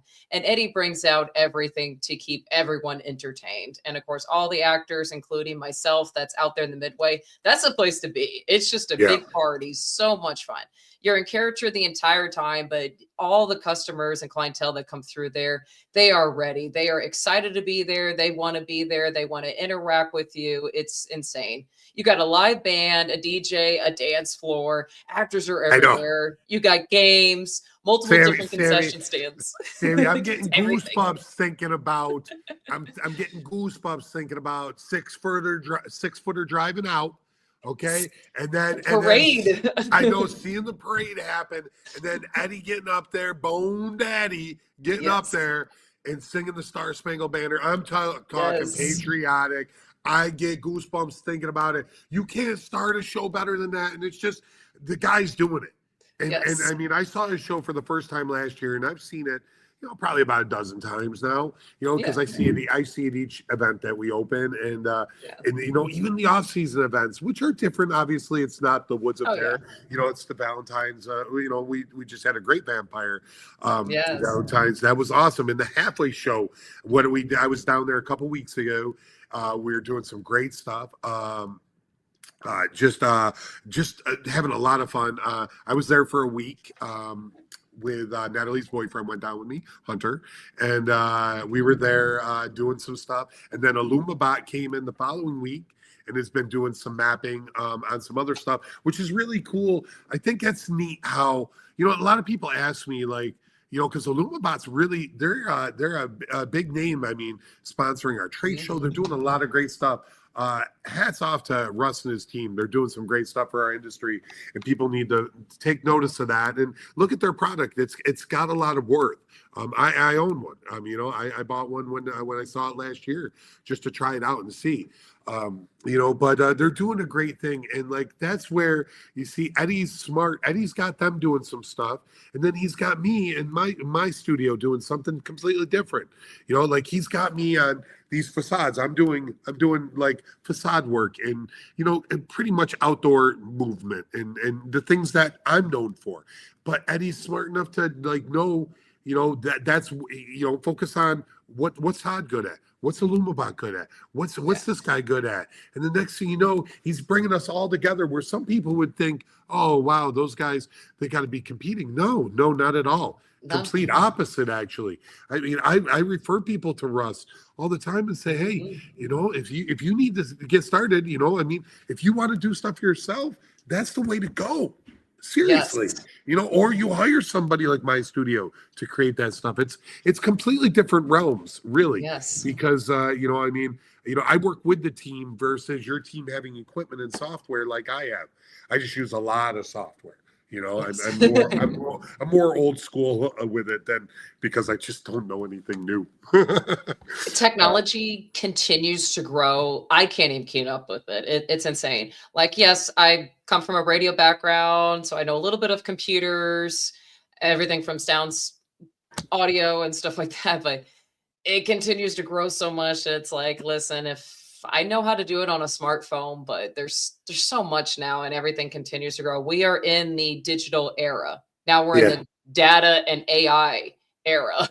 And it just keeps continuing to grow and grow. Did you say radio background? I do come from a radio background. It makes sense of why I started a podcast. It absolutely does. I just never have heard. I didn't know what your education was in.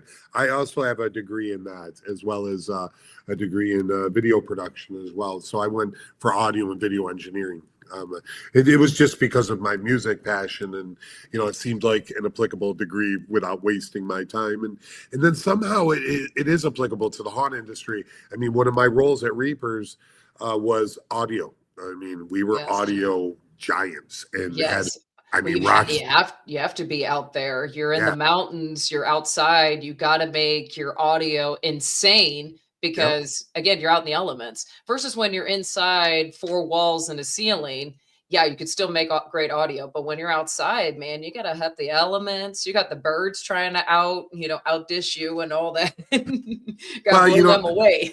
It becomes a really interesting challenge because the show very well up there at Reapers.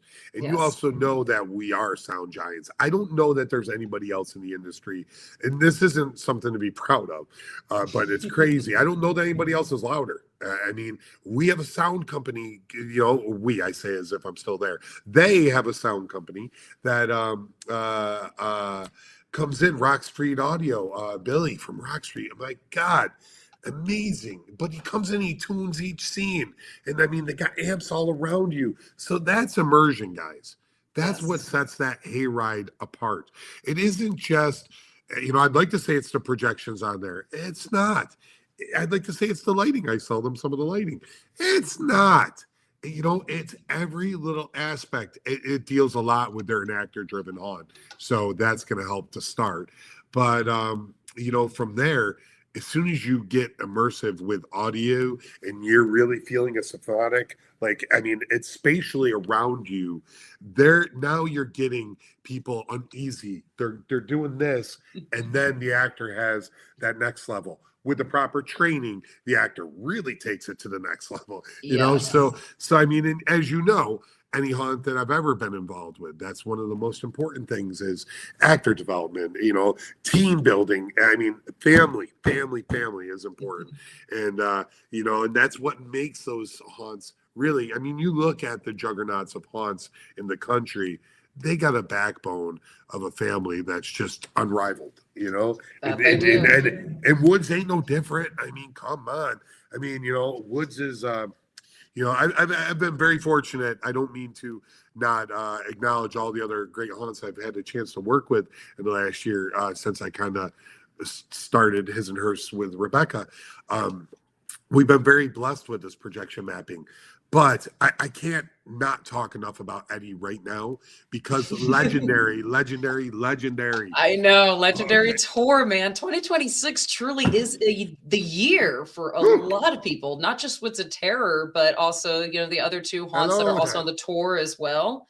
And also just it's insane with 2026 Well, from not only with the legendary tour, but with the next 4 conventions that I'm attending, but also the conventions up there on the West Coast as well. I mean, 2026 is a big year. It truly is. yeah, I tell you, I would attend more conventions if I mean it was a lot to get East Coast in.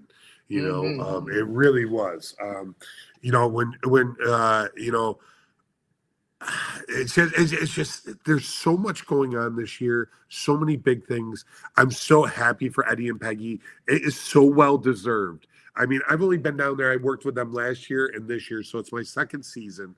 And when I made the deal with him this year, and he, we were joking around about something, and Eddie and I have a fun relationship. He's neat. He likes to bust chops, but he's so good. He's just an awesome guy. That's all you can say. He is. Like really, really, really killer. And I said to him, I said, well, I just want to get credit. I want to be known as the projectioneer of Woods of Terror because what you're doing, I mean, it's so big. Like, I don't know why I have to back up. I thought it was brilliant what he made with those cards last year. Did you see the cards of all his employees? I did. Yeah, the bio sheets or whatever. Okay. I told him, I said, I will come back this year. I just want a bio sheet. That is so cool. I was like, I just want to be known as your projectionist or projectioneer. I don't even care. You can put me and Illumibot on the same one. Put us together as your projectioneers. I said, I want a Woods of Terror credit card because that was so cool. So cool. I mean, I was just like blown away, so just incredible. Mm-hmm. It is. I know. Every time I'm there, I tell Eddie to this day, I said, from the day one I came onto Woods of Terror, I've heard about Woods of Terror, but I didn't know anybody out there. I only knew Eddie, and that was through mutual people that I knew Eddie. I knew that he was a good guy from what I knew, but I said within not even 30 seconds of being on property, I was immediately treated like family. Immediately. Yep. Everyone treated me like I'd been there for 10 years and I didn't even know these people. I've known them for less than a minute and I'm being treated like I was family. And this is from everybody, not just the scare staff, not just the actors or managers, from the concession staff to Eddie's family members that work out there. Him and Peggy immediately took me on like I was there forever. Yep. And I'm only on season 5. Yep. But I feel like I've been there forever. It is absolutely incredible place. So I know I'm not telling you anything because you know way more than me even right now. I'm blessed that he likes what I do because man, to go from having a big haunt, you kind of need that big haunt fix, and I'll tell you what, he scratches that itch real good. I will tell you, before I went out to Woods of Terror, I left my home haunt of 15 years here in St. Louis to travel, start my podcast. Yes, to travel, because that's when I met you that same year. That same year that I went out to Pennhurst and Reapers all in the same weekend, and meeting you and Kelly. I knew you and Kelly from your videos online and from Travel Channel videos and stuff like that. But meeting you guys in person, I was immediately treated like family. The cast, everybody just treated me like I was there. And I was real sick that weekend too. So I was kind of like, hi, no, don't come near me. I don't know if I'm contagious or not. But it was just incredible. But yes, out there, Woods of Terror, I immediately was treated like family, but it definitely got that itch that needed to be scratched, because working for my home haunt for 15 years, I went from an actor, worked all the way up to management. And also I was all behind the scenes. I did everything with the company, but I was starting to lose that drive that got me started. It felt like the 9-to-5 job. I became stressed. It wasn't as fun anymore. And people, even at Transworld, started to notice with me. They're like, you don't seem you're real excited about all the new stuff that you guys just brought in. And I'm like, because I was just burnt out. But one night at Woods of Terror brought that back. I brought back that feeling that I had as a first-year actor way back in 2008 when I first started as barely 16 because I had a worker's Yeah. permit. I was only 15. And I was like, this place is amazing. And that's why I love Woods of Terror.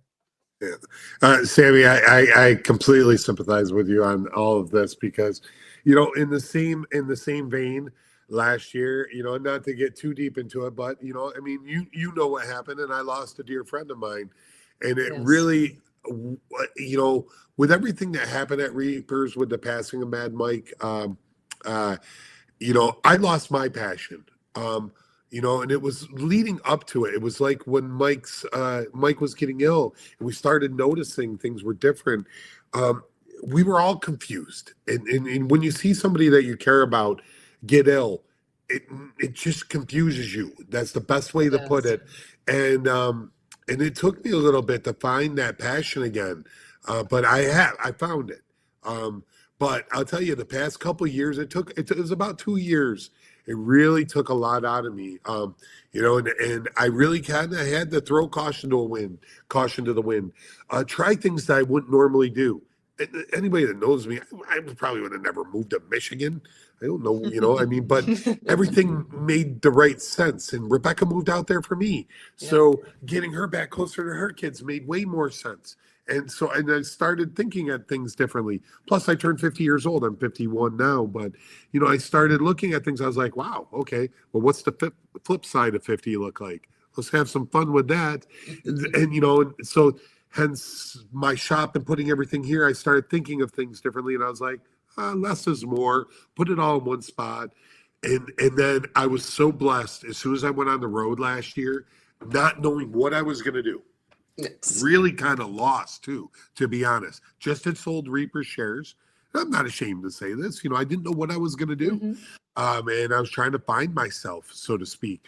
And I went on the road to Salt Lake City, to Kim Anderson out there at Asylum 49 and Rod Manor here in town. And I went down to Eddie's. I started slowly finding myself. And Kim told me when I came back just before we got his show open in September at Asylum out there in Twilla, I believe it's right outside of Salt Lake City. Yeah. But we're getting the show open, and he's a bro. I mean, he is just a great dude, and love you, Kim. And and he said to me, he's like, brother, it's so good to see like when you came here in April, right after Transworld. I went there right after Transworld, and I kind of started. And he said, you were like a lost puppy. You didn't know what you were doing, and I didn't really want to leave, my haunt or anything like that. I just didn't know, what to do as far as like what's right for my family. What was right for Rebecca. And I had to put that in front of like my haunting needs. And the haunting will come. And that's what I think everybody has to realize is as long as you're good people and you treat people good, you're good to your family, you care about it, even if you make a mistake, try better the next day, that kind of mentality, haunting will come. You just have to be good people. That's it. So I was like, cool, let's put this together. And I'll tell you what, the year's been great. And like Kim said, man, you were lost, and now look at you, and haunt season, and I'm like firing, and we're up on the lift, and we got multiple projection. I mean, God, what he did out there in his midway, his midway coming out from the show, he had 4 projectors going out there. We just got full panoramic going around on the building and the seat containers. Yeah, it's really neat what we did there. Obviously it's not Eddie's midway, but not a lot of people are, No. and I'll tell you what, I don't know a lot of people that are like Asylum 49 either. Kim's got an amazing bump in show out there. The way he uses his Connex containers and the hospital, and then he had a vision for the for his smokestack and all the things. I mean, and then he's just out there with me like a haunt owner should be as we're designing things. He's like, well, let's take this clown head and we're gonna do these clowns and whatever. And he's like, make the clown head go up there and then let's explode the clown head and have popcorn fall down the smokestack. I was like, okay, cool. It's kind of like when Eddie and the guys said to me, well, we got this 100-foot long pirate ship over here, and then on this side we got a 100-foot long port, and we want them to be battling back and forth. I'm like, okay. And I'm looking at the size of the ship when I went there. And It's massive. it really is. It's really ridiculous. And I'll tell you, there's not a,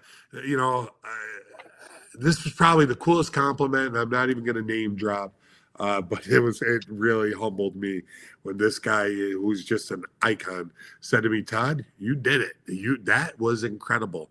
When he saw that at Eddie's, I was like, "Wow." And to get a compliment from this guy, I was like, "Oh boy, I must be doing okay." I'm trying hard, but that's I think what we really do bring, as a family business, and just Rebecca and I, we're really putting a lot of energy into it. But when I get involved with all these different haunts, I'm part of the team. I'm part of the family. I treat it as if it was my haunt because I've owned haunts, and I know what it feels like to want the best thing going there, and then to want your team to be working together. And if I had a video guy working for me, I'd want him to be putting killer stuff out or great animation. So I kind of focus it that way when I'm working with people, and I really try to listen to their team because I think it's their digital artwork I'm putting up there. It's not really mine. I'm just kind of regurgitating what I'm hearing from them in a digital fashion up to the screens. That's the best I got. Yeah. So this is from Visenguards in the chat right now. I know, Todd. There's a story behind this. Listen, Todd, I'm not your mom. If anybody knows the movie Terminator, that's where that is from. And it's just start with Father Todd or whatever he says, whatever the line is. And when Ryan first met me, that's what Ryan, he always would say that, Todd. And now it's the joke around there where, we always make references. But I'll tell you, again, I can't have cooler guys to work with, I mean, they push you. They push you, and that's the fun part. Like sometimes, like the Baba Yaga, they wanted these chicken legs stomping. I'm like, what? But again, they're pushing me. Or the cathedral. The cathedral, yeah. That make it look blew me away. Yeah, again, it blew me away too when they said, "Yeah, let's make it look pristine, like it's all pretty, and then let's blow it up and make it look like World War II hit it." And but it challenged me to think. It challenged me. I don't know why I stop when I read the screen. I'm like, "Oh, who's here?" Squirrel. But it challenged me. Like I had to start thinking, okay, how am I going to approach this? And then, this leads me into like, I'm going to be speaking this week about projection mapping at East Coast. And again, open book. I want people to learn and walk away. Like some people are worried about trade secrets. There are no trade secrets. Everybody is going to backwards build everybody, just as we all have for years and as we all will forever. Backwards build away, everybody. Have at it. Because you know what? I consider it an honor when somebody copies anything you do, and then just find something new to do. If too many people jump into where you are, jump in another box and do it. I mean, we're all creative beings. There's plenty of stuff for us all to do. Exactly. So, so are you done talking yet? God, you've been talking for a couple hours. I'm just getting started. I can go. Thank you, Patrick. Thank you. Right. I mean, so Todd, with East Coast. Hey, thank you, Patrick. I will see you soon, buddy. Right. So with East Coast getting as big as it is, I mean, what do you expect to see not only at this year's show, but also within the next couple years? Well, like Jim was saying, the show's definitely going to grow. And I mean, the floor just looks great. And, I got to give a shout out to Jen and Rich. I mean, what they're doing, as far as how they're growing our industry. And this isn't, we've got to acknowledge this, guys. Without these trade shows, and without these associations, without any of our groups, or Sammy, without your show, where is our industry? Really, where is it? Exactly. And that's what we all have to think about.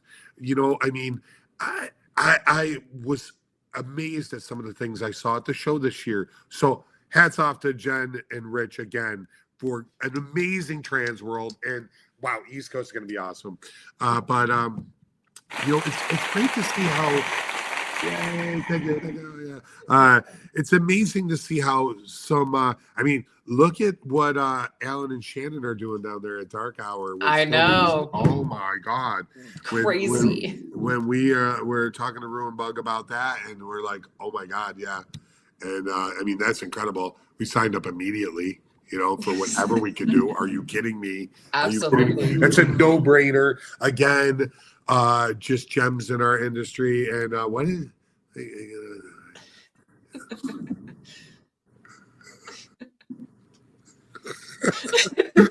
oh boy, I love this dude. He is the best. I'm gonna tell you, you know what's great about like our relationship, specifically Ryan and I won't share too much, Ryan. But you know, honestly, we'll leave each other for like half a day. You know, I only go down there like it seems like this year we're doing like once a month or something. I'm busy down there because of what we're doing for Legendary. We're really got a lot. Yes. And it's gonna be a show that people do not want to miss. I mean, 2 other great shows with it on Legendary this year, but come on, guys. If you haven't seen Woods of Terror, please get down there. You know, I mean, you know, I'm honored to have any of my work on the show this year for Legendary. Last time I had any of my work on Legendary was when Reapers got on with Bates and Field of Screams in 17. Yes. We were the opening act for them, and that was thank you Randy Bates for suggesting you know us to Jen at Transworld and saying, hey, you should check out what these guys, you know, Randy Bates, you know, I mean, again, amazing what he taught, what the Bates family has taught Reapers, you know, with how to do it proper. I mean, that's you want to talk. Jim was right. The OG. Yes. Listen, He's the OG. Shout out to Randy. Oh God. I talked to him about a week ago. He called me about something, and I tell you, as soon as you see Randy Bates' name pop up on your phone, you drop everything in life. Yep. You run for that phone. You run for it. You say, well, "How can I help you, sir?" Yes. Yes, you do. real quick. And man, it was great to see him at the show. I caught up with him and the family back in Christmas one day. So glad to see Ben on the board. Yes. I mean, obviously, I mean, I don't know who allowed Bart Butler to get on there. That's questionable. I mean, it is. But, I mean, I guess with Ben Bates, it's going to negate it. It's going to even itself out. All right, full disclosure, I love Bart Butler. I love him. He's my buddy, and I mean, come on. Now you're Michael Edwards coming off, unfortunately, but Bart Butler stepping right in. Great representation from Terror. Oh my God, that haunt's been amazing, and what they've been doing with the association. Again, it's not just these names from the associate or from these haunts that are volunteering their time for the association, but really it's these haunts that are leading the way.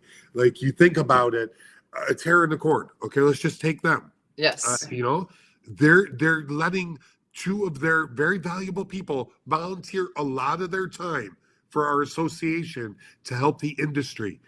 Okay, think about it. It goes down the line. Woods of Terror. Okay. Peggy and Eddie have been doing it 6-year terms.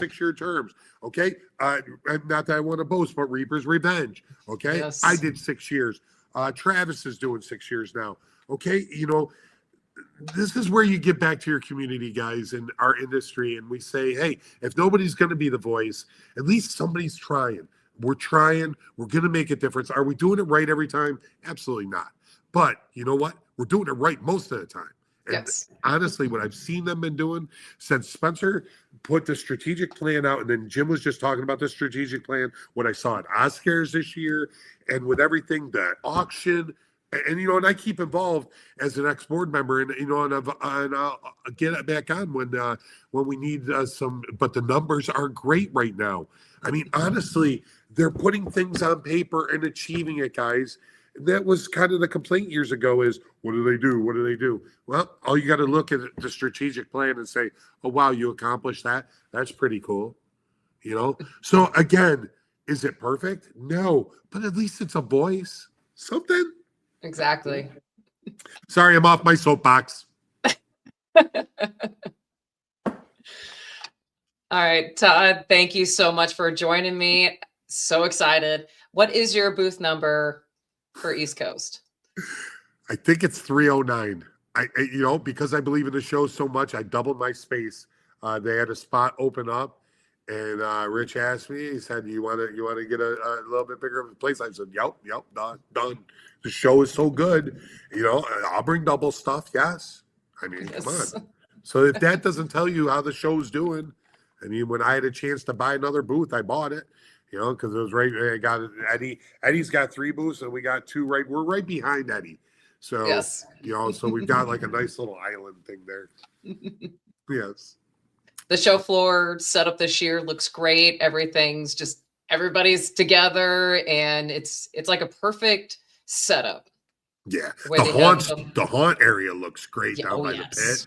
Oh, I mean, some of the haunts, like just loving seeing Marcos having a big space, Field having a big space. Oh my Yes. God, just neat seeing that. Pennhurst right there with them on that side. The three of them right there together, real big spaces. You can tell that they're going to have a very large actor presence.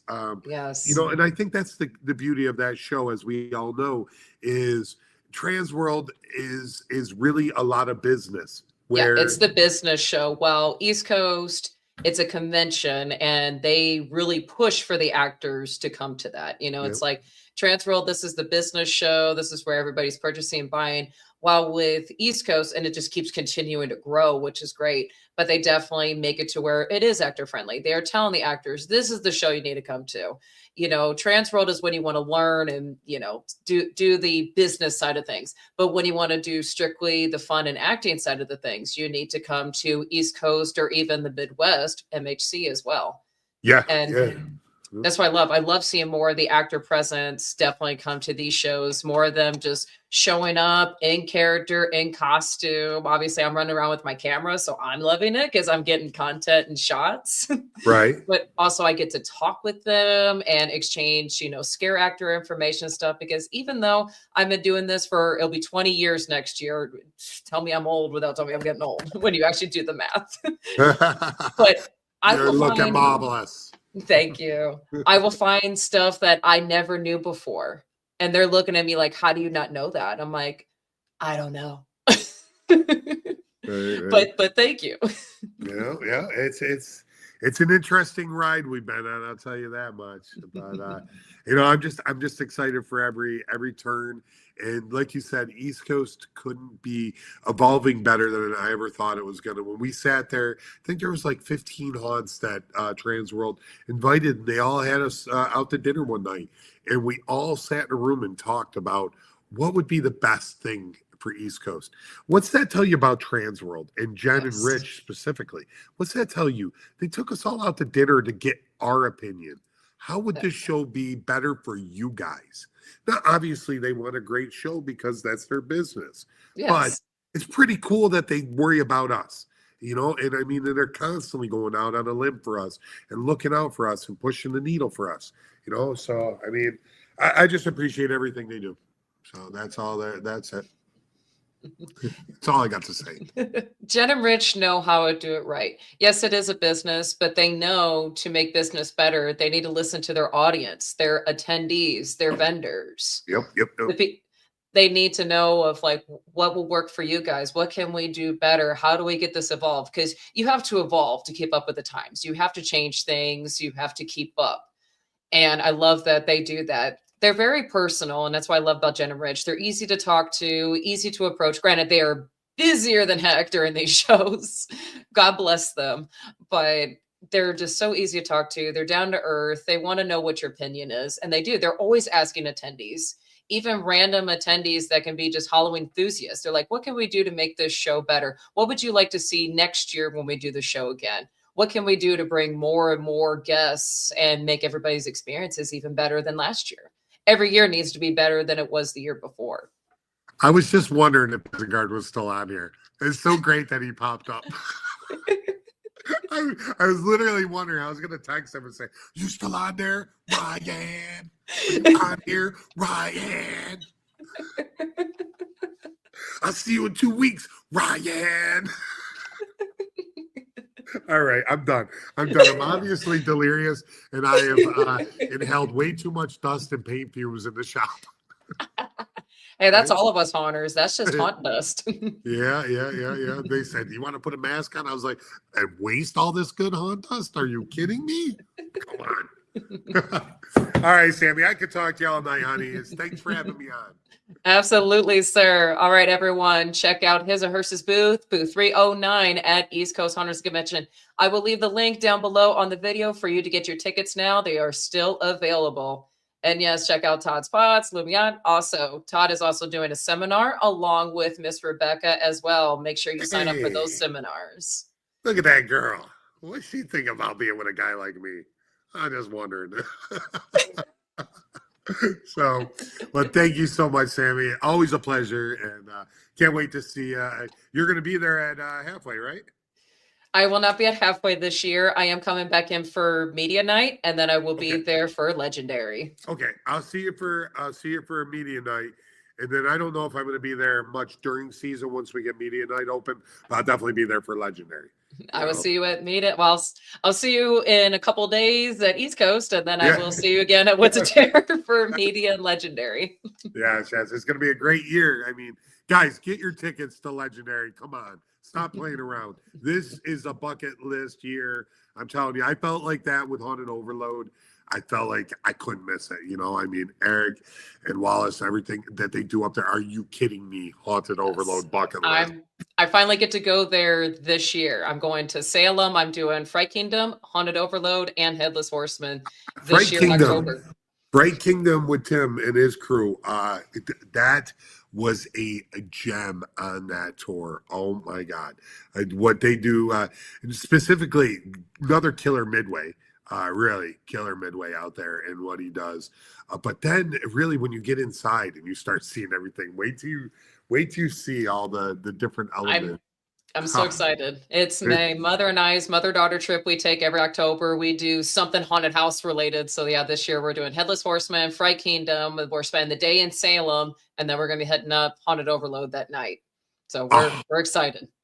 Oh, that is a bucket list right there. It is a bucket list. Yeah. I mean, I saw that. I saw Fright Kingdom and Haunted Overload on that Legendary. And I'll tell you, whoa. I mean, you know, and I just couldn't. I mean, Overload was going to be Overload, but I didn't really know Tim's show, and when I saw that, I was like, wow, okay, yeah, that's wow, you know, kind of like, you know, I haven't seen the other two shows down on this year's show. I mean, I've seen the videos and stuff. It's going to be great. Yes, but you know, I mean, you know, you can't be in that league with something like a Woods, and you know, those three shows are going to be, you know, I mean, it's going to be something.